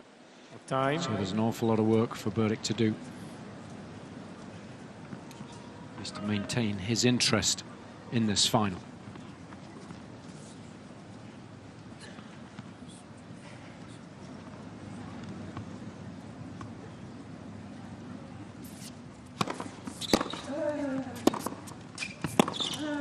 Brilliance. Love 15.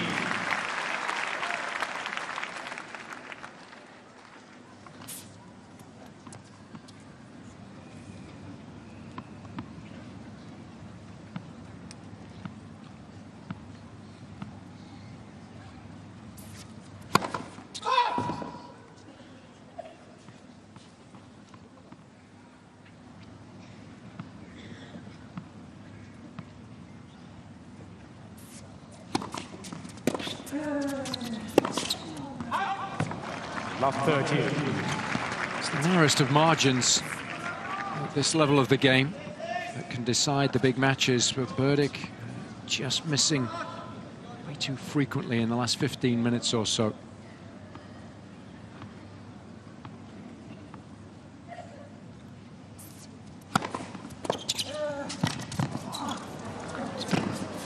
Oh, it's brilliance.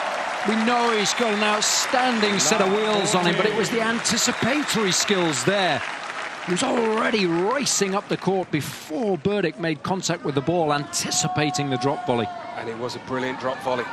And maybe he was guilty of just backing off Berdych. But still take nothing away from that shot from Bautista, getting that ball down the line over the high part of the net. Match points these, surely.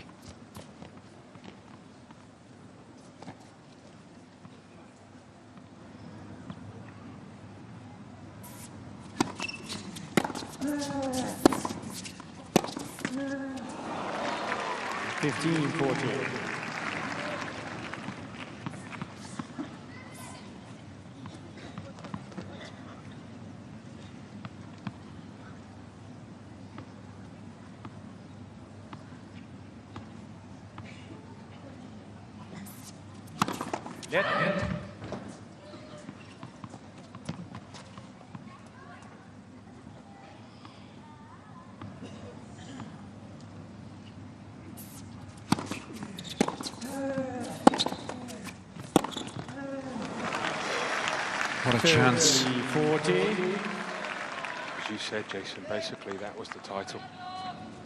And he was a little tight because it was a bit of a bluff approach. He really has served poorly in this third set. First serve and second serve, Berdych.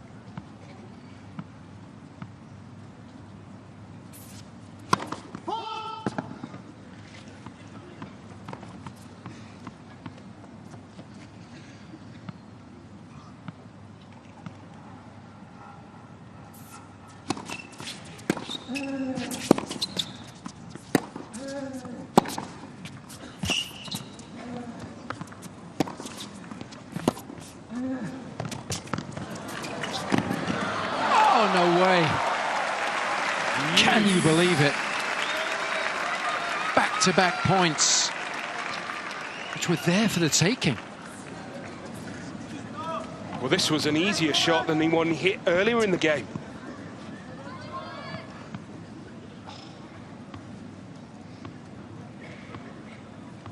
Just got to shake it off.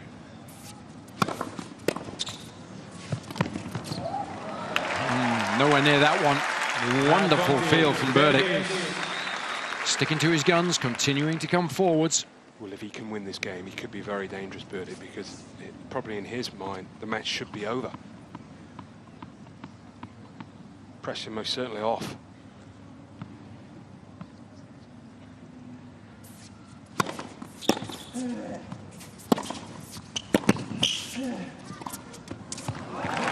Magnificent.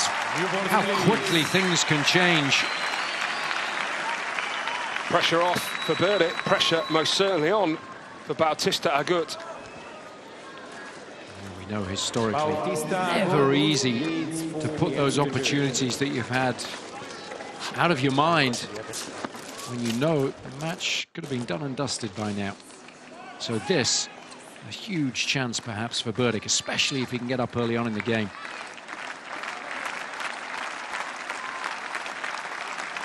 From love 40, continued to surge forwards. He does have really good awareness and feel in the forecourt. And he reduces the arrears to just 2 games.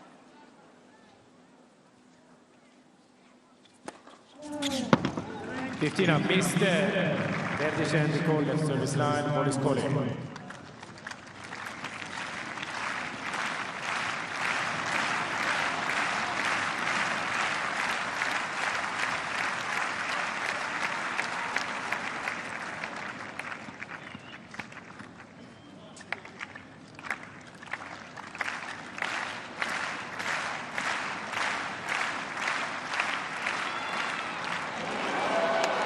Stands. Close. No cigar. 15 love.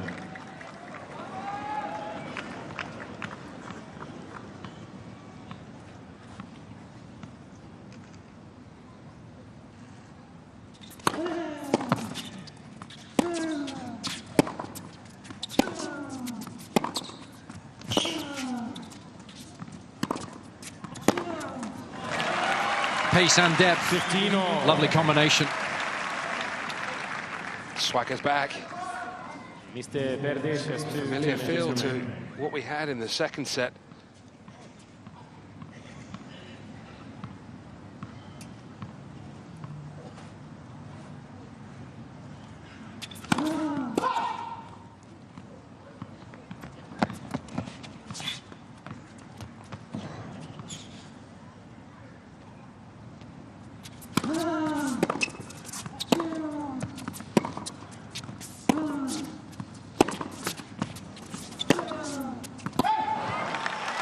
Now then. 15-30.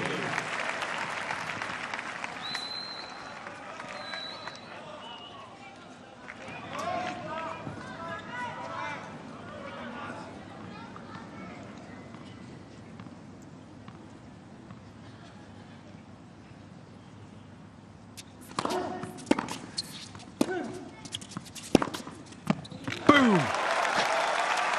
15-40. Well, he shouldn't have been allowed to be in this position. But then by getting to 4-2, he's playing with the house's money. And my goodness, did he commit to that huge forehand. Whoa.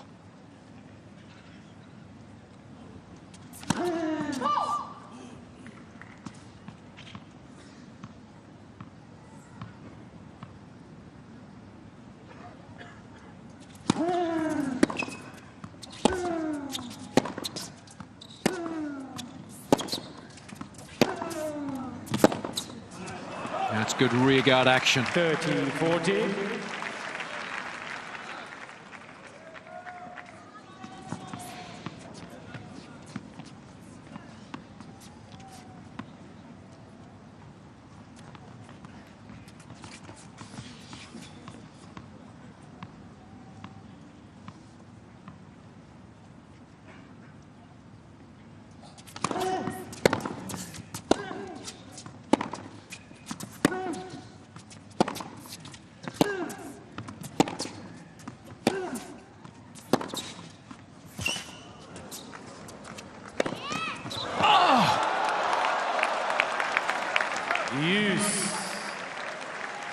Well, we've been praising his net game, and rightly so, but that was the perfect opportunity after he hit that thunderous forehand cross-court.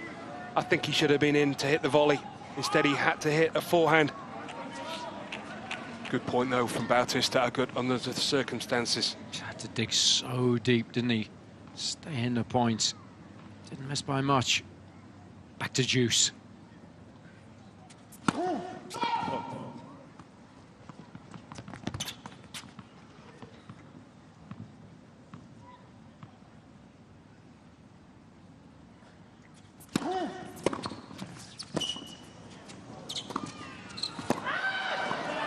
It's another incredible dig initially by Bautista Agut, because the return was off the charts.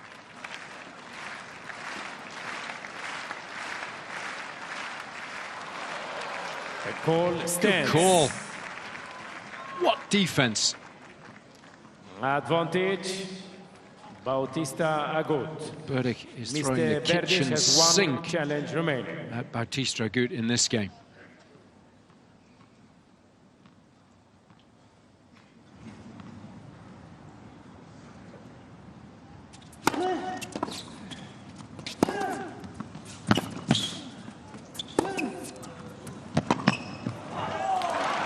Well, that is the stuff of champions. What a game from Bautista Agut. Hanging on in there by the skin of his teeth to hold. Game away now.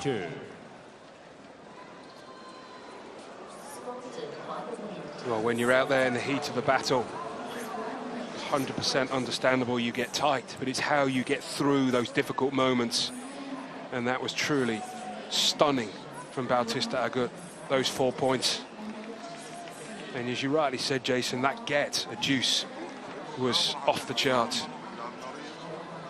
And because of his retrieving skills, it forced Berdych to go closer to the lines than he would have wanted to on that forehand.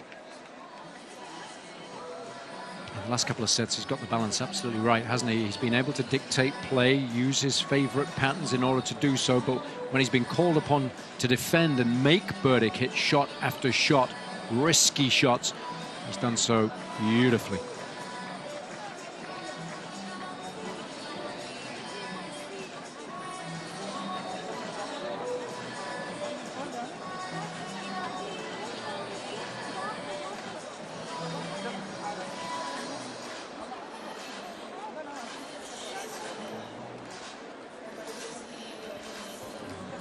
Tennis fans who've been extremely lucky this week, given the quality of tennis on display from the vast majority of competitors here has been at the very highest order. And as we've gone deeper in the event, the tennis has got better and better, and today's final no exception. Berdych here needing to hold to stay in it.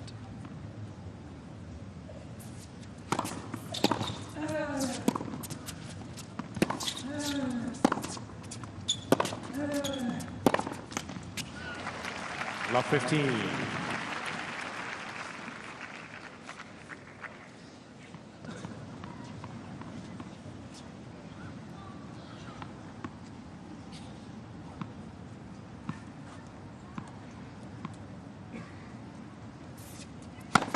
Net service.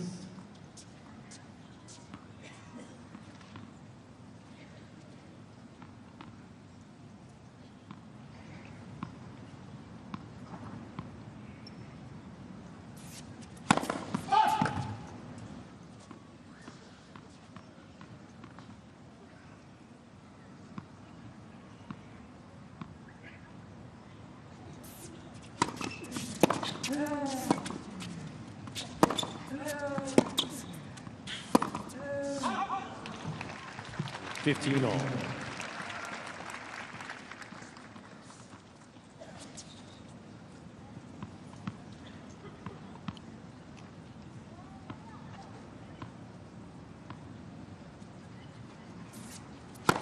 Net for service.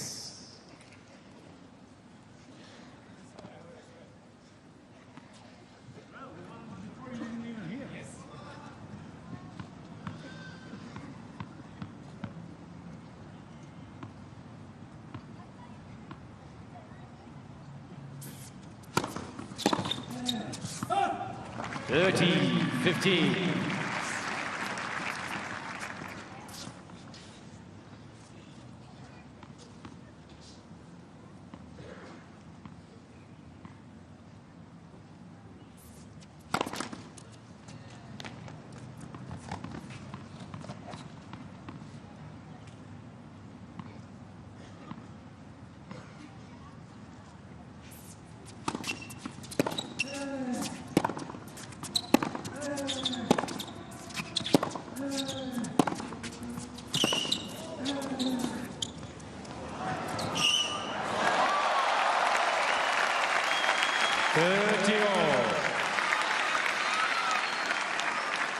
Few, if any, move better than Bautista Agut.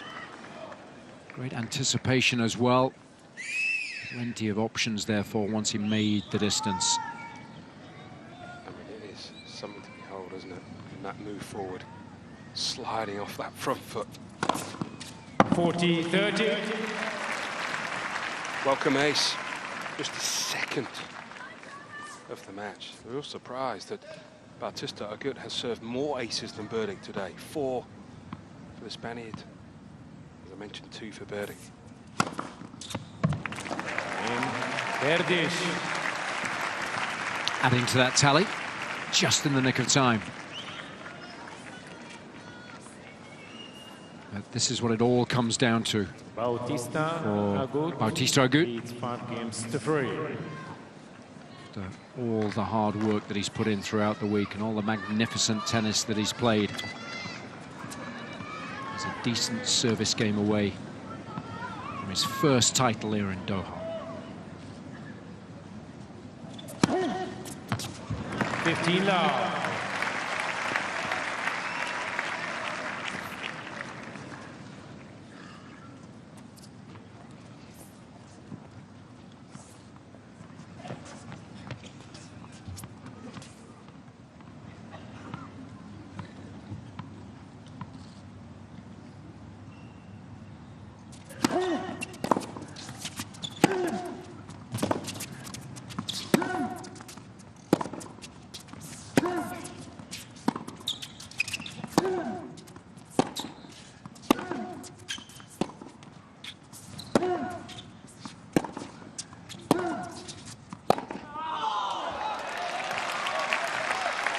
30 love. In the groove, never looked like missing.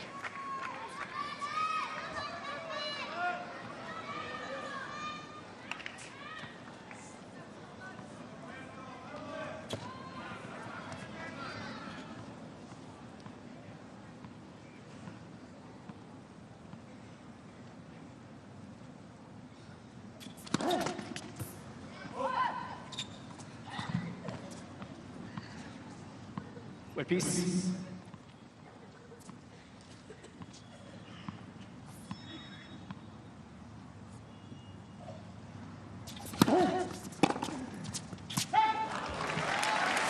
love.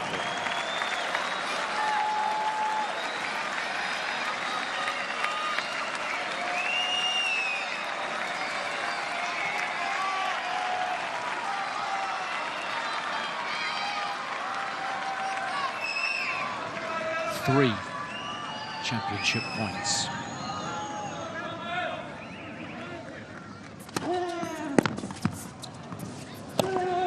Game, set and match, Bautista good. He says 2-1, 6-4, 3-6, 6-3. It's a week that Bautista Agut will never forget. A ninth career title, his first here in Doha. And he did it the hard way. Put the world #1 Novak Djokovic to the sword in the semi-finals and backed it up magnificently today to beat Thomas Berdych 6-3 in the deciding set to become the champion here in Doha.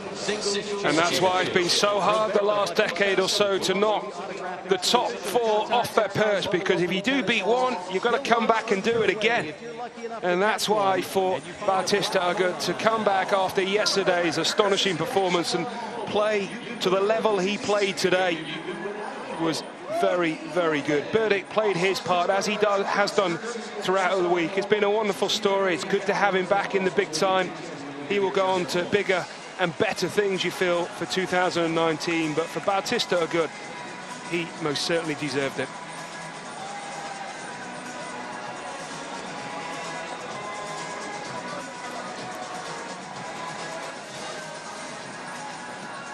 What a week it's been. He loves spending time in the off-season, working very, very hard on his game. His coach said yesterday it was the best performance he's ever seen emotionally from his charge, and to be able to come back and do it all again today. A different scenario, a different type of pressure, but he handled it so very well. Instinctively knowing what was required in order to get it done. It's not about playing the best tennis you can play, it's about playing tennis good enough on any given day to get the job done. Well, when he did wobble in that third set because he should have had the double break, he then had to save a couple of break points in the next game, but he just stayed true to himself, and that is absolutely the most crucial thing to do under pressure. Not easy to do, but Bautista Agut did it. Berdych served very well in the second. His serving let him down in the third. I think that was the key for him, to lose his serve. A couple of double faults where Bautista Agut just kept plugging away, doing what he does so well.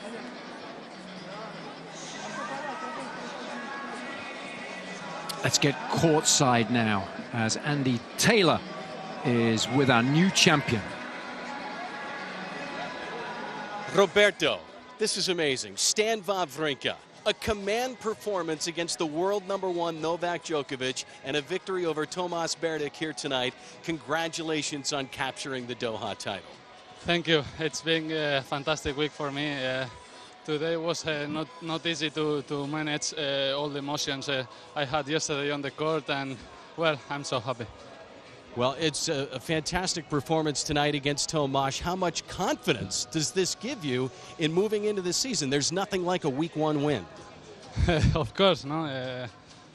It's always good to start the season playing some matches. I couldn't believe after 7 or 8 years I didn't play this tournament, coming and claiming with the trophy. No, it's been fantastic week.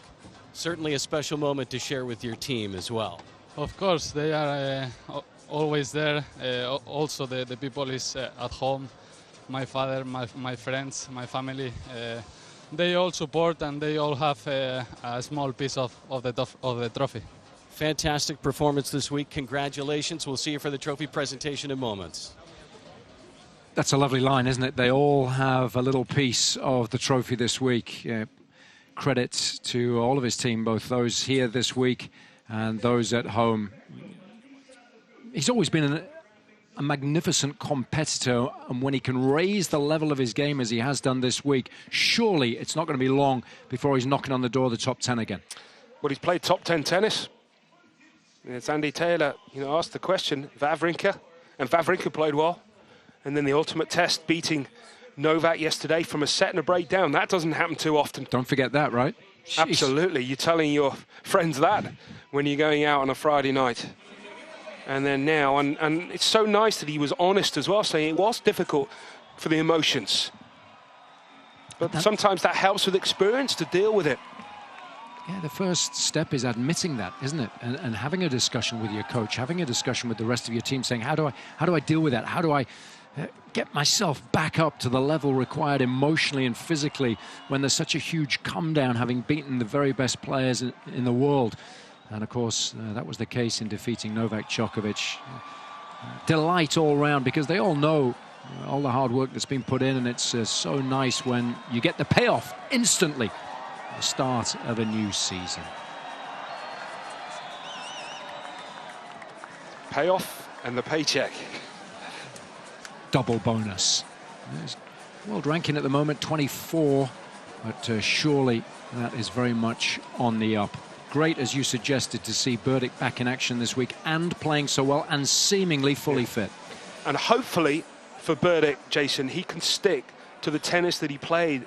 The fact of coming forward and being so comfortable at the net and making so many right decisions with the volleys, using the drop volley, not just today, but throughout the week.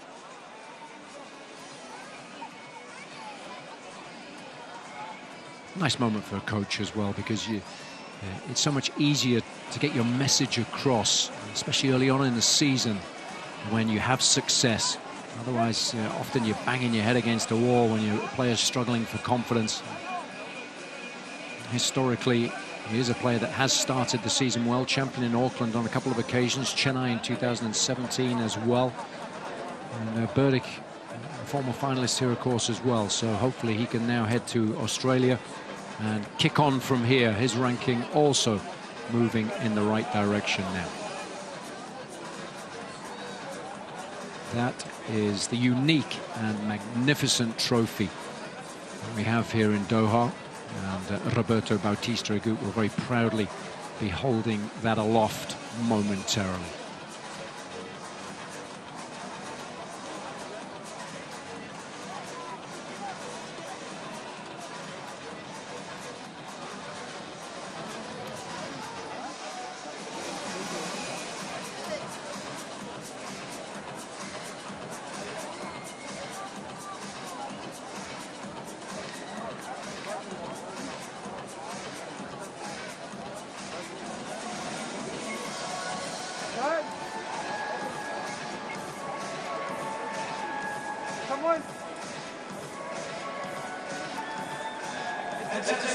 Thanks so much for celebrating another unforgettable week with us and the ATP Tour's top talent here at the Qatar Exxon Mobil Open 2019. And now, our trophy presentation.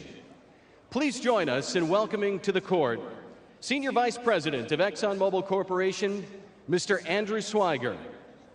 Chairman of the Higher Organizing Committee, His Excellency Nasser bin Ghanem Al Khalifi. President and General Manager of ExxonMobil Qatar, Alistair Rutledge. And Qatar Exxon Mobil Open Tournament Director, Karim Alami.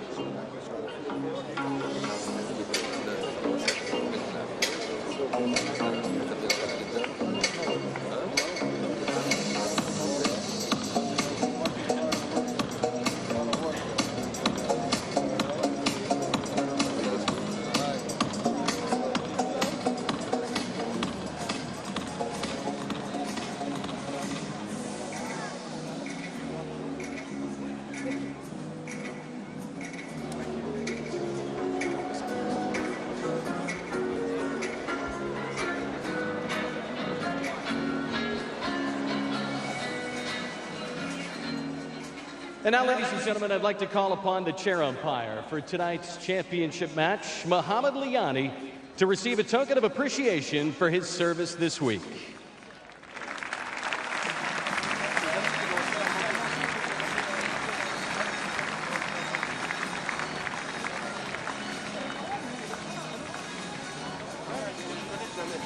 Mr. Alistair Rutledge will now present Mr. Liani with his gift from the Qatar Tennis Federation.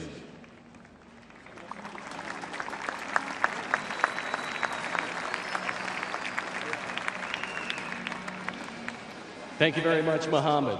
And we'd now like to recognize ATP Tournament Supervisor Lars Graf, who will receive a token of appreciation for his service this week here in Doha.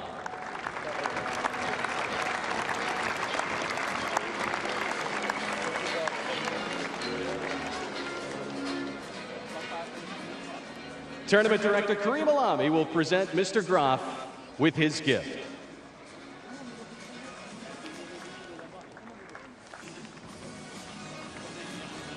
And now, ladies and gentlemen, a very special presentation for Education Above All. Education Above All was established in 2012 by Her Highness Sheikha Moza bint Nasser to build a global movement that contributes to human, social, and economic development through quality education. Through capacity building, resource mobilization, and forming multiple sectoral solutions through partnerships and alliances, Education Above All addresses educational issues with a special commitment to the world's most underserved populations. Tonight, the ExxonMobil Foundation is pleased to contribute 1.8 million Qatari riyals to a school construction project overseen by the Education Above All Foundation. Please welcome to the stage Mr. Fahad Al-Salati, Chief Executive Officer of Education Above All Foundation.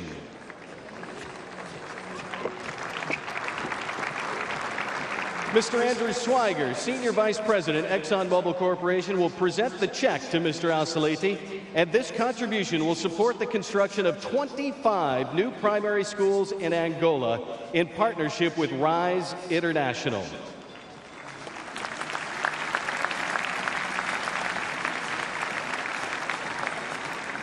Thank you very much, Mr. Fahad, and Education Above All for all that you do. And thank you, ExxonMobil. And now, ladies and gentlemen, let's hear from your 2019 Qatar ExxonMobil Open finalist, Tomas Berdych.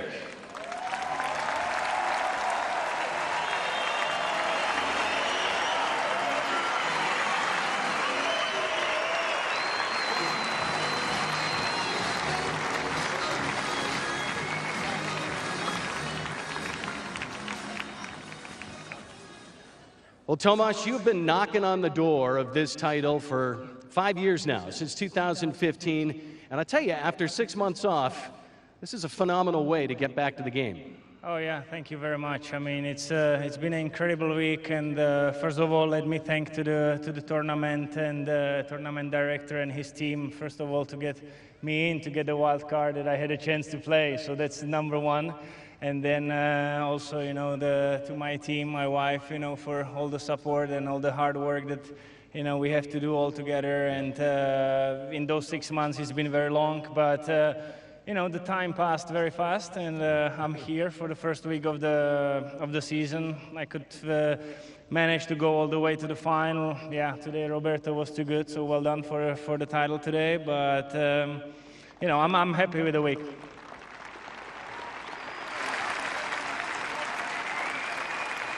In your debut performance in 2014, you were the doubles champion. The next year, you were a finalist. The two-time actually four-time semi-finalist now and finalist. What is it about Doha? What is it about these fans that fire you up here? Yeah, absolutely. I mean, I like the fans, I like the place, you know, and I would like to thank also, yeah, to Qatar and Qatar ExxonMobil for, you know, the hospitality that they are preparing here for us, for all the players. It's incredible, and that's also one of the reasons that I love to come back. It's a great start for me to each season, and you know, as you mentioned, it's my second final, and I know that the trophy for the winner is beautiful. So who knows how many more seasons I can add to my career? So let's give it a try for the next year. Yeah. And yeah, let's try it. The bird needs the falcon. Buddy, congratulations on a great week. We'll send you up on stage to grab your finalist trophy. And ladies and gentlemen, Mr. Andrew Swiger will now present Tomas Berdych with the finalist trophy.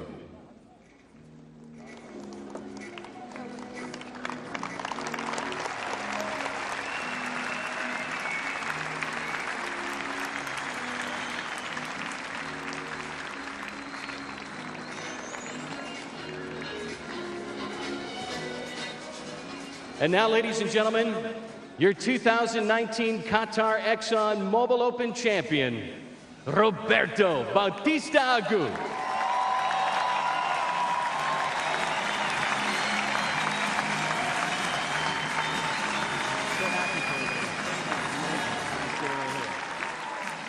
Roberto, there are good weeks, and then there are absolutely extraordinary weeks.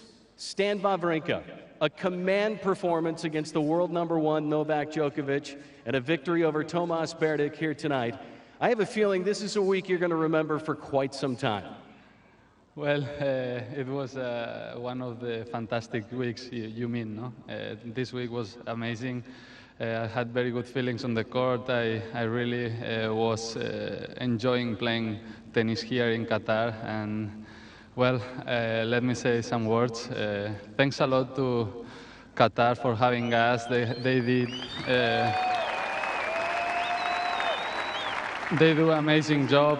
Also, the tournament director, all his team.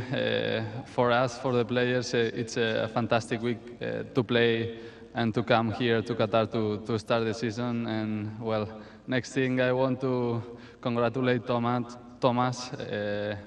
It's great to having him back on the courts, and I want to wish him a good luck.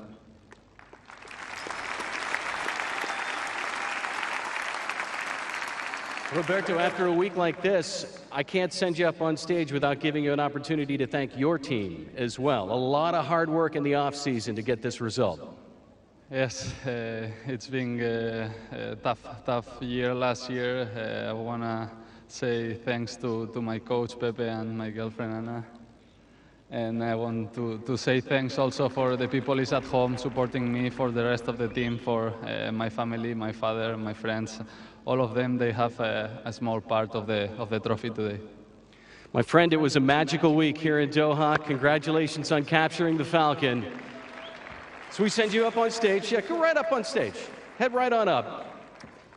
And now, ladies and gentlemen, Mr. Alistair Rutledge will present Roberto Bautista Agut with the winner's check.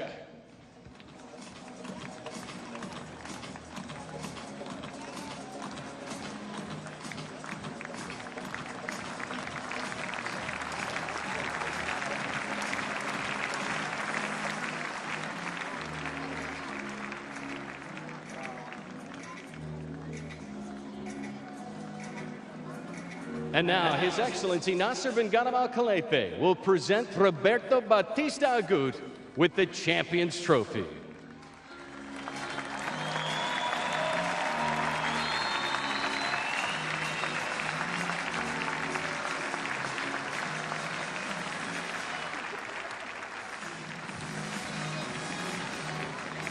Ladies and gentlemen, your Qatar Exxon Mobil Open 2019 champion, Roberto Bautista Agut.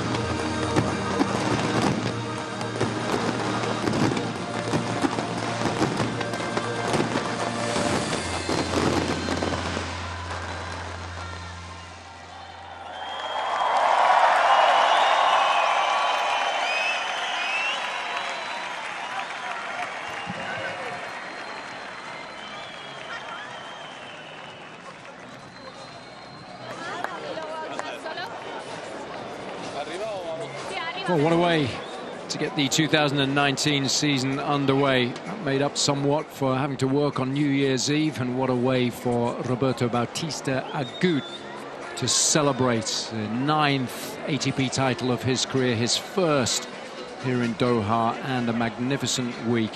I'd venture to suggest the best of his career. Do you agree with that, Barry Cowan? Well, his biggest title was Dubai, but I watched his tennis that week and he played better here in Doha. A stunning performance, and you know, I think it was also nice, those hard yards that you were putting in November and December. There would have been tough moments in training, but you push yourself through those tough mental barriers for moments like this, and then you can sort of have a smile on your face. Yeah, it was worth it.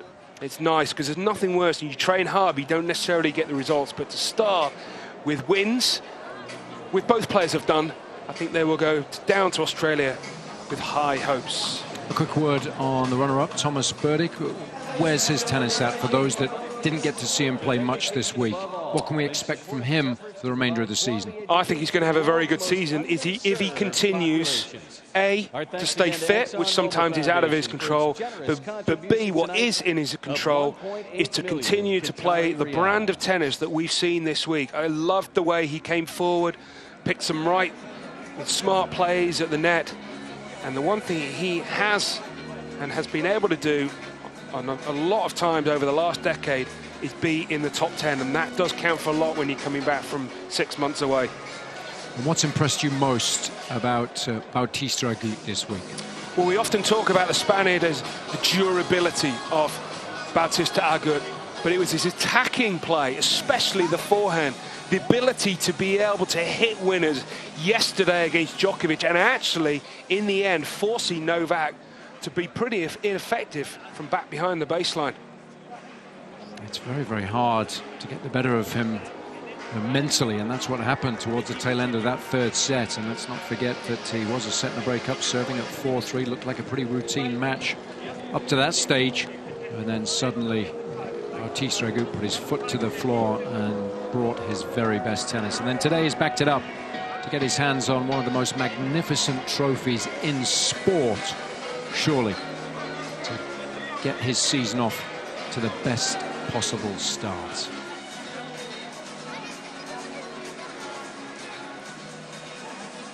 From here, it'll be on to New Zealand and Australia for the start of the first Grand Slam of the year, just over a week away. And those that have managed to win early on in the season will go into the Australian Open with an awful lot of confidence. This is a tremendous event. You look at some of the past champions here, the likes of Boris Becker initially in 1993, Stefan Edberg thereafter, Roger Federer on a couple of occasions, Andy Murray 2008 and 2009. Federer was back a couple of years later. The likes of Rafa Nadal winning in 2014. Novak Djokovic with back-to-back titles 2016 and 2017. And now Roberto Bautista Agut can add his name to this illustrious list of champions here at the Qatar Exxon Mobil Open. Well, I hope you've enjoyed our coverage, not only of today's final, but throughout the week. For Nick Lester and Barry Cowan, I've been Jason Goodall. We thoroughly enjoyed ourselves here, and we always do. We very much hope we'll be back with you this time next season. And for Nick and Barry, it's goodbye from Doha, and we look forward to your company again somewhere along the line on the ATP World Tour.